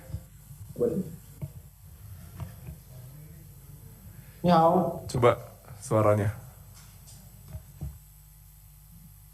Assalamualaikum warahmatullahi wabarakatuh. Salam Om Swastiastu, Minghu. 向我们所有人一举良好的祝愿。 Mas Gazi, mumpung waktunya masih ada nih, bisa nggak joinnya personal aja? Jadi bisa pakai headset. Jadi suaranya lebih terdengar. Kayak yang bahasa Inggris tadi, mereka duduk nggak apa-apa, tapi suaranya yang penting jelas. Ya Pak. Izin Pak sebentar, Anissa.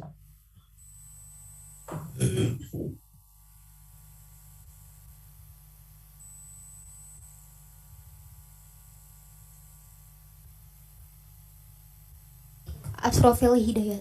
Oh, Asrofil tadi yang udah ya. Udah bagus ya. Nisa. Mbak Nisa, boleh sekali lagi kita cek Mbak Nisa, suaranya Mbak Nisa. Mbak Nisa, mana suaranya? Selamat siang. Halo, selamat siang. Apakah suara saya udah better. Mas? Oke. Apakah perlu lebih besar lagi, Pak? Udah cukup bagus. Baik, terima kasih. Kan kedengeran jadi suara yang indahnya Mbak Nisa nih. Jauh hal. Nisa Bahar kali ya. Selanjutnya Mbak siapa? Deti Vera. Ibu Deti, boleh ditampilkan videonya Ibu Deti?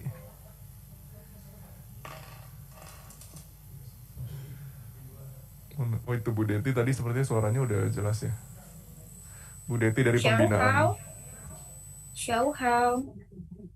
Oke. Udah cukup ya segitu ya? Cukup ya?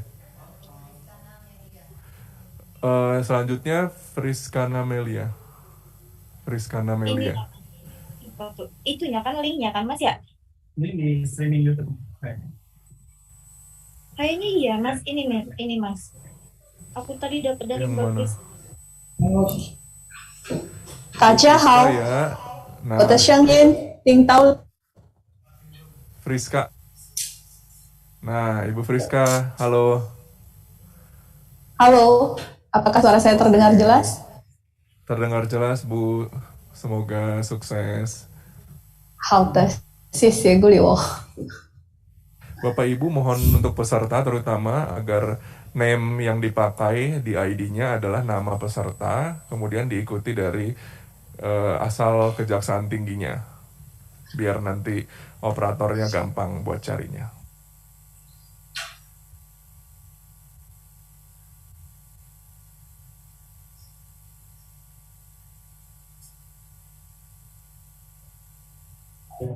Tes, Pak, izin untuk Gazi apakah sudah terdengar?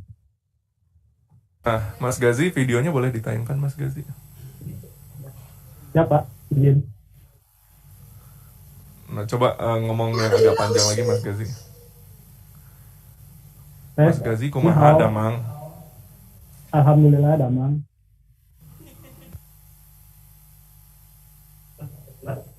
Izin, Pak, apakah sudah jelas? Karena kan ini sepertinya di aula ya, Mas. Jadi Betul, suaranya itu suaranya jadi terlalu menjauh, menggema karena di ruangan besar. Kalau bisa pakai laptop aja gitu bisa nggak? Ya, Pak. Baik.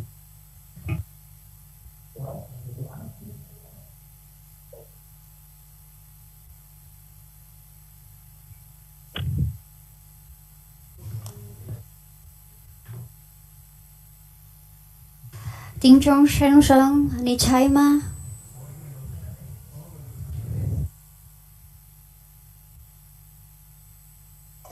你们好，我在。听到我的声音吗？很清楚，谢谢。谢谢。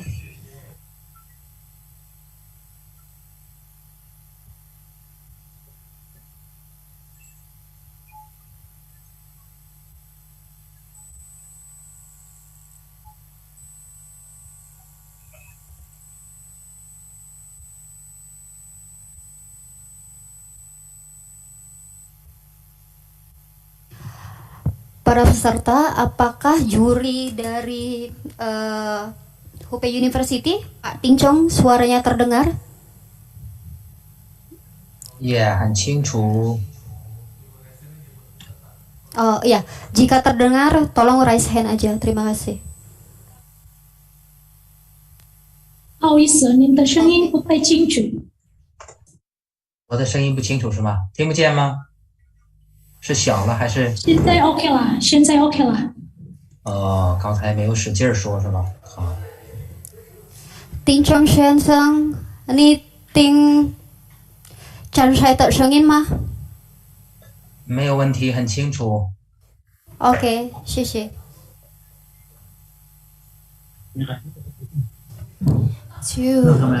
朱永全先生，你有来吗？我来了。对不起，可以再说一遍吗？我来了，声音可以听到吗？啊，好了，谢谢您的到来。不客气。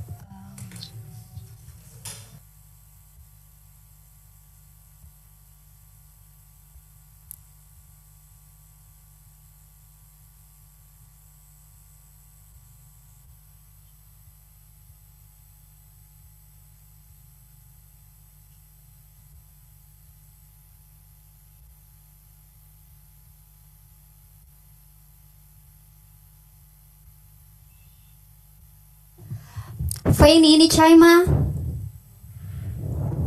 啊，你好，不好意思啊，我猜。我的声音清楚吗？啊，可以可以。好的，谢谢。谢谢。 Last one, Mas Gazi gimana? Mas Gazi. Mungkin lagi pindah ruangan ya. S. Nah, coba Mas Gazi. Kumaha damang Mas Gazi? Alhamdulillah damang, Pak. Izin. Nah, better. Tapi nanti jangan dipegang ya mic-nya ya selama speech ya. Coba lepas aja, santai gitu. Apakah kalau dilepas terdengar jelas, Pak? Nah, ini suaranya jelas, tapi Mas Gazi jadi nggak ngelihat ke kamera.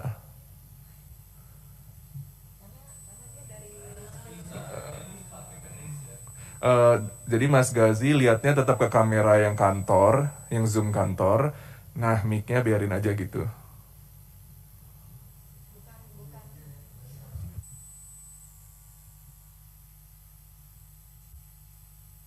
Ya, Mas Gazi coba lihat ke layar deh, layar monitor. Lihat di kamera.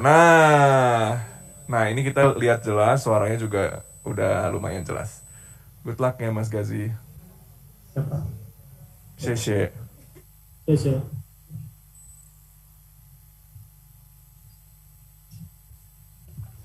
从华侨大学华文学院，你听懂我的声音吗？可以听得见，谢谢。你可以听change saya的声音吗？可以的，谢谢。Oke, 谢谢。 Untuk Bapak Henok dan Bapak Stephen Chung, apakah sudah hadir ya Pak? Hadir. Selamat siang. Siang, terima kasih. Bapak Stephen Chung sudah hadir? Ya, saya sudah hadir. Terima kasih. Terima kasih.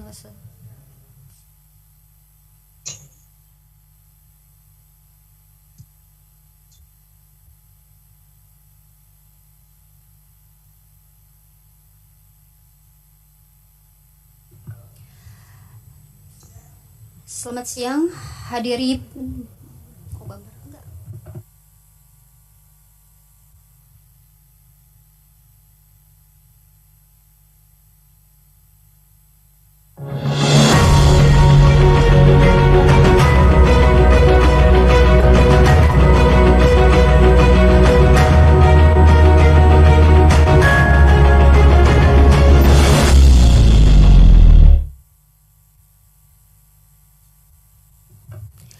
Assalamualaikum warahmatullahi wabarakatuh. Selamat siang, hadirin Bapak Ibu sekalian. Acara final Lomba Pidato Mandarin pada hari ini akan kami sampaikan menggunakan bahasa Mandarin. Bapak Ibu bisa mengaktifkan fitur penerjemah ke bahasa Indonesia di bagian menu bawah platform Zoom Meeting.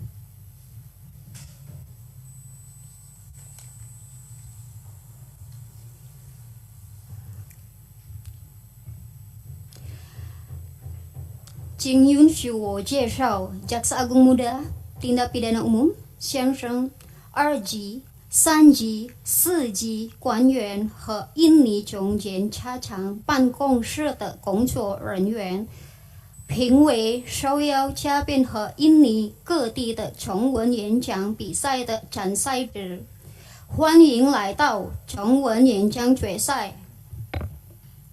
我来介绍一下自己，我叫 Desti， 我的中文名字是尤新丽，我是今天的主持人。2019及华侨大学外国政府官员中文学习班学习。我是米兰达，我的名字是王美华，我也是2021级华侨大学政府办公员的学生。中文演讲比赛在印尼共和国总检察长办公室举行的第62届 Hari Bakti Adiasa 的背景下举行的。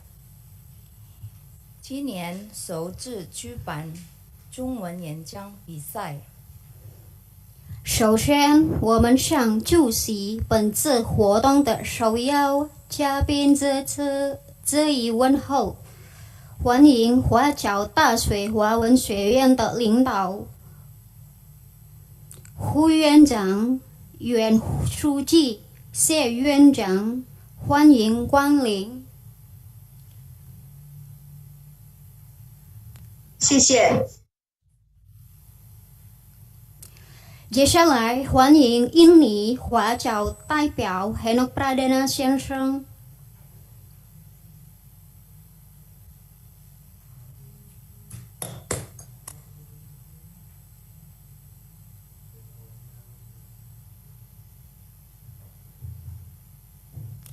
欢迎 Henok Pradana 先生。接下来是南邦汉语教育协调委员会主席 Stephen 郑先生。大家好，非常欢迎能够参加今天的大会，谢谢。欢迎 Stephen 郑先生。现在我们邀请华侨大学华文学院副院长讲话。大家好，尊敬的印度尼西亚共和国总检察长办公室的领导，尊敬的印尼外国政府官员班的学员们，大家下午好。下午好。下午好。非常高兴能有这次机会参加这次中文演讲比赛。首先呢，我对本次活动的成功举办表示衷心的祝贺，也对印度尼西亚共和国总检察长办公室成立62周年表示衷心的祝贺。各位学员，希望你们能够进一步学习中文，把中文当作两国人民交流的工具，共同为两国关系的友好关系的发展做出自己的贡献。过去1年来，你们认真学习的态度让我十分的感动，希望同学们能够把这种学习的精神继续发挥下去，并且能够把这个优良的学风传承给下一届印尼政府官员中文学习班的学员们。由于疫情原因，你们没有能够到中国厦门华侨大学华文学院来学习。我们希望疫情结束之后，能够邀请你们来厦门，来华文学院这个美丽的校园，来体验中华文化，来做客，来指导，来用中文尽心的交流。我就说这么多，预祝这次活动圆满成功，谢谢各位。谢谢您。王启军老师要不要翻译一下呀？Saya terjemahkan ya beberapa poin penting. Yang pertama, Bapak Dekan Hu mengucapkan selamat Hari Bakti Adiaksa kepada Kejaksaan Agung Republik Indonesia. Kedua, kami berharap penguasaan Mandarin bisa menjadi jembatan antara Republik Indonesia dengan Tiongkok. Yang ketiga, kami dengan sangat berharap mengundang Ibu Bapak peserta untuk dapat berkunjung ke kampus kami di Xiamen pada saat pandemi sudah selesai. Yang terakhir, saya ucapkan selamat berlomba, semoga acara ini dapat berlangsung dengan baik dan lancar. Terima kasih. 谢谢您。我们邀请 Stephen 曾先生讲话。Ya, terima kasih Ibu Desti. Saya pakai Chinese atau pakai bahasa Indonesia? Silakan Pak. Pakai Chinese atau bahasa Indonesia? Kalau dua-duanya takut kelamaan ya? Iya. Jadi? Oke, bahasa Chinese tidak apa-apa Pak. Baik. Terima kasih.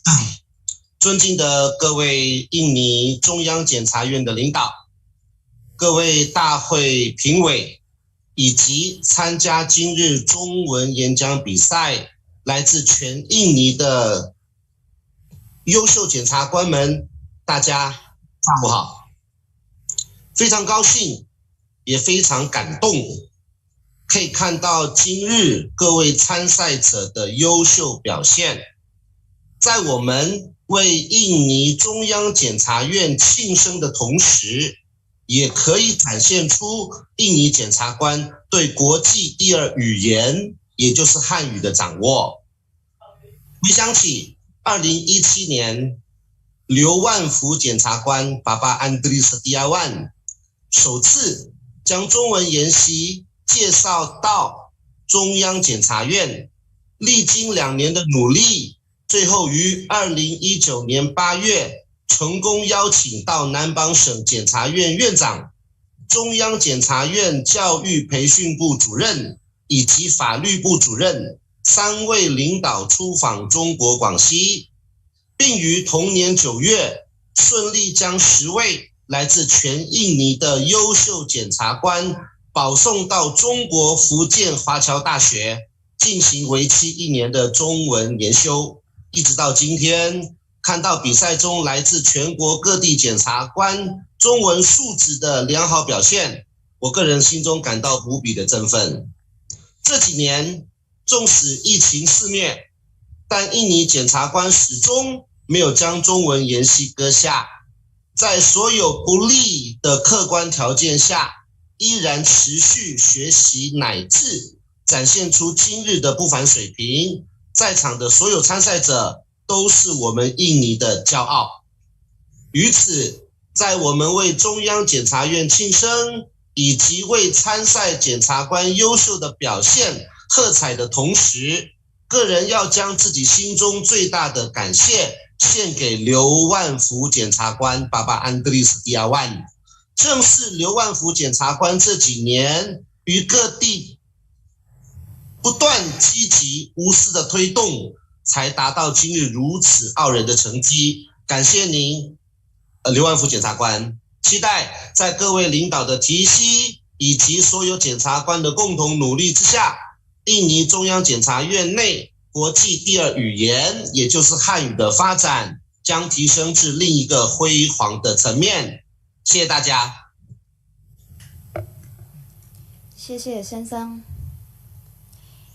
印尼共和国检察官办公室通过在教育领域开展合作，大力支持所有员工的能力建设，其中之一就是中文教育。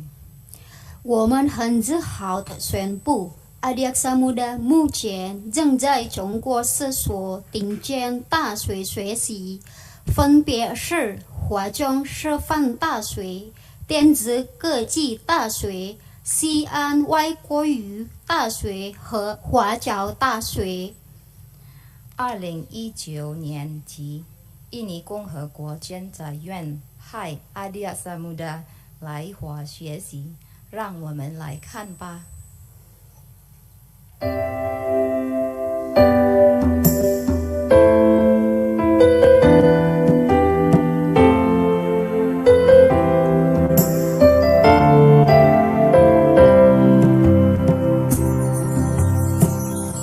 次见面一个人，分也过也走，有过泪有过错，还记得真是什么？真爱过才会懂，会寂寞会回首，总有梦总有你在心中。朋友为生意激动，那些日子不再有，一句话一辈子一生情一杯酒，朋友不争苦难过，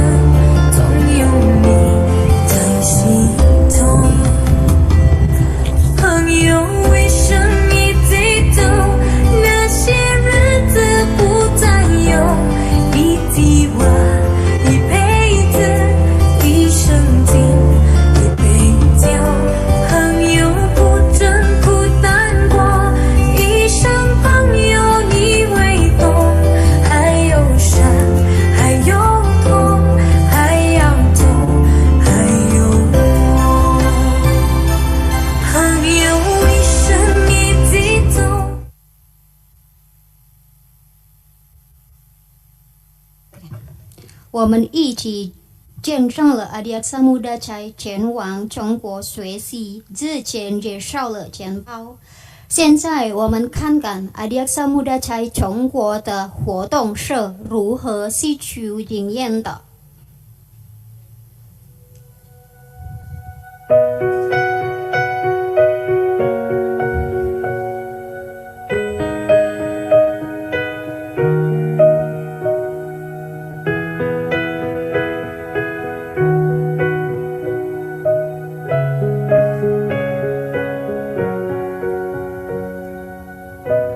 看昨天的我们走远了，在命运广场中央等待，那模糊的肩膀越奔跑越渺小，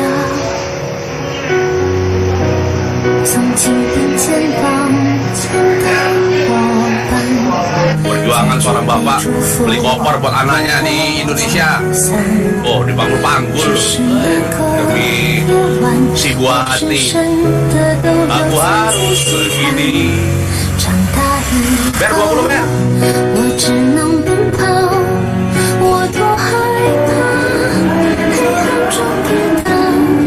明天你好，含着泪微笑。 1, 2, 3. 美好，越害怕得到，每一次哭，又笑着奔跑，一边是一边在寻找。明天 Satu udah gak dicas 3 bulan. 生命多渺小，却提醒我， Itu habis putus cinta, comeback. 勇敢是什么？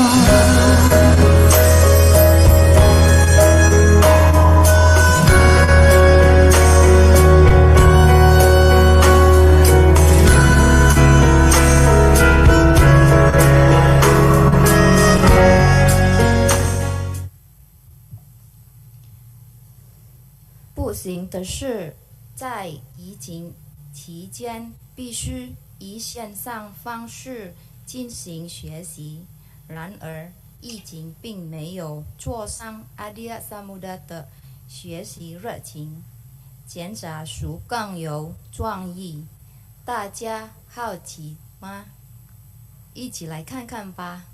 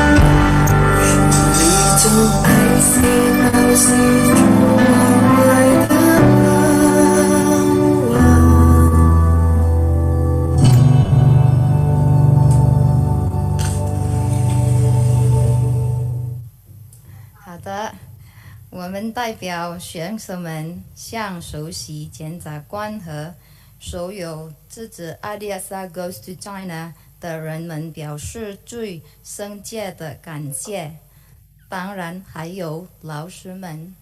Together， 最后我们很感谢所有的老师和助教老师，谢谢大家。一辈子一生情。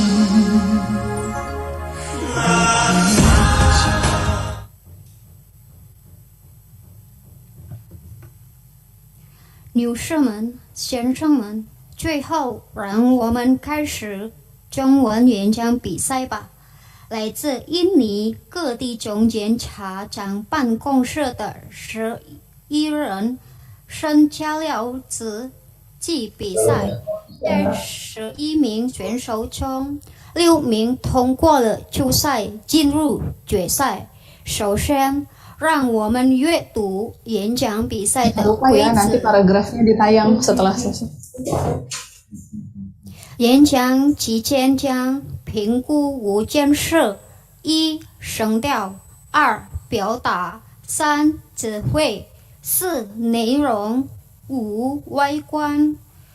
入会只有5分钟的发言时间，时间到了，麦克风会自动静音。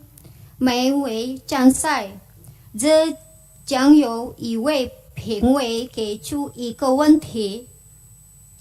亲爱的观众，请允许我介绍一下优秀的来宾们。来自伦敦学校公关国语讲师的周永全先生。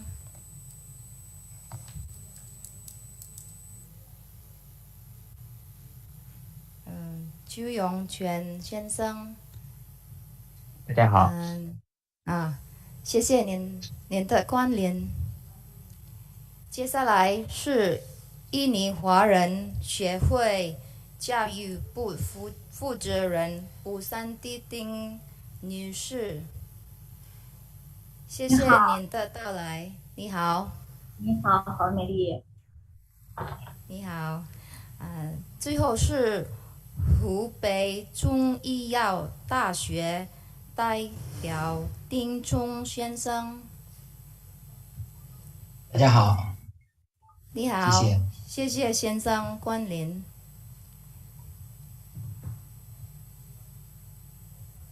女士们、先生们，我们邀请第一位参赛选手 Asrafil Hidayah 从 Jaksa Agung Muda Bidang Tindak Pidana Umum。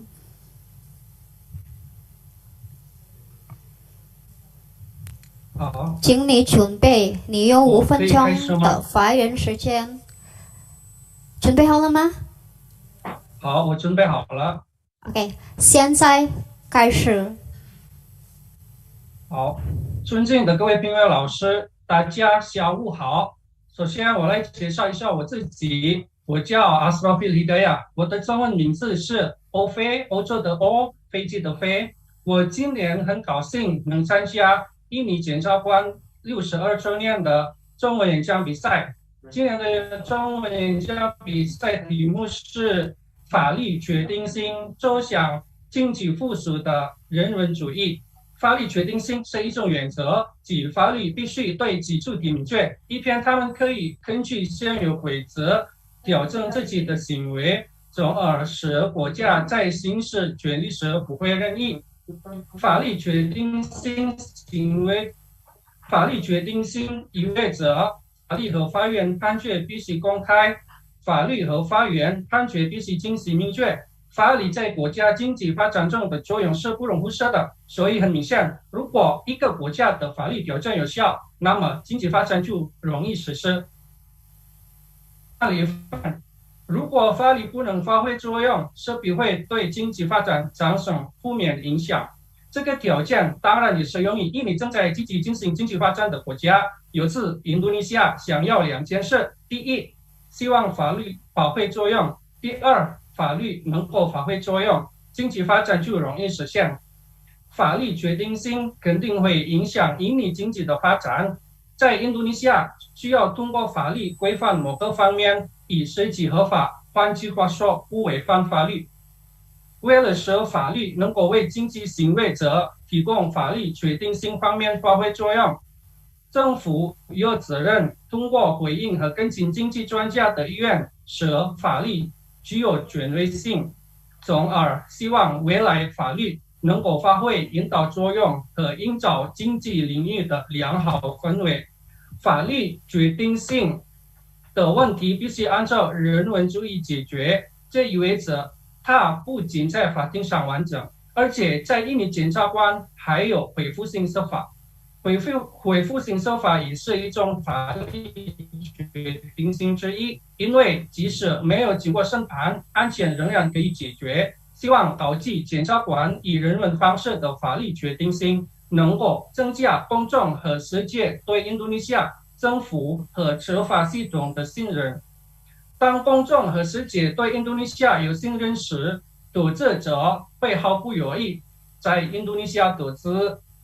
我们现在可以知道，很多中国公司在印度尼西亚投资，这代表印尼的法律已经非常好。然后最后，从2022年6月的数据来看，目前印度尼西亚监狱中的囚犯人数为138501人，大概有49%的是罪犯，以及参与使用毒品的囚犯。众所周知，如果犯罪人去监狱时，国家必须给他们饭，这意味着国家需要花更多预算。面对这种情况，印尼检察官的总检察长对毒品犯罪人实行了恢复性司法，就是说，印尼检察官开始建立戒毒康复所，让那些成为受害者的人不会感到孤独，并在社会上受到负面的污名。在我看来，这种行为已经是非常好了。这代表印尼检察官已经按照人文主义实行了法律决定性。最后有个整语：国富民强，国泰民安。谢谢各位老师，谢谢大家。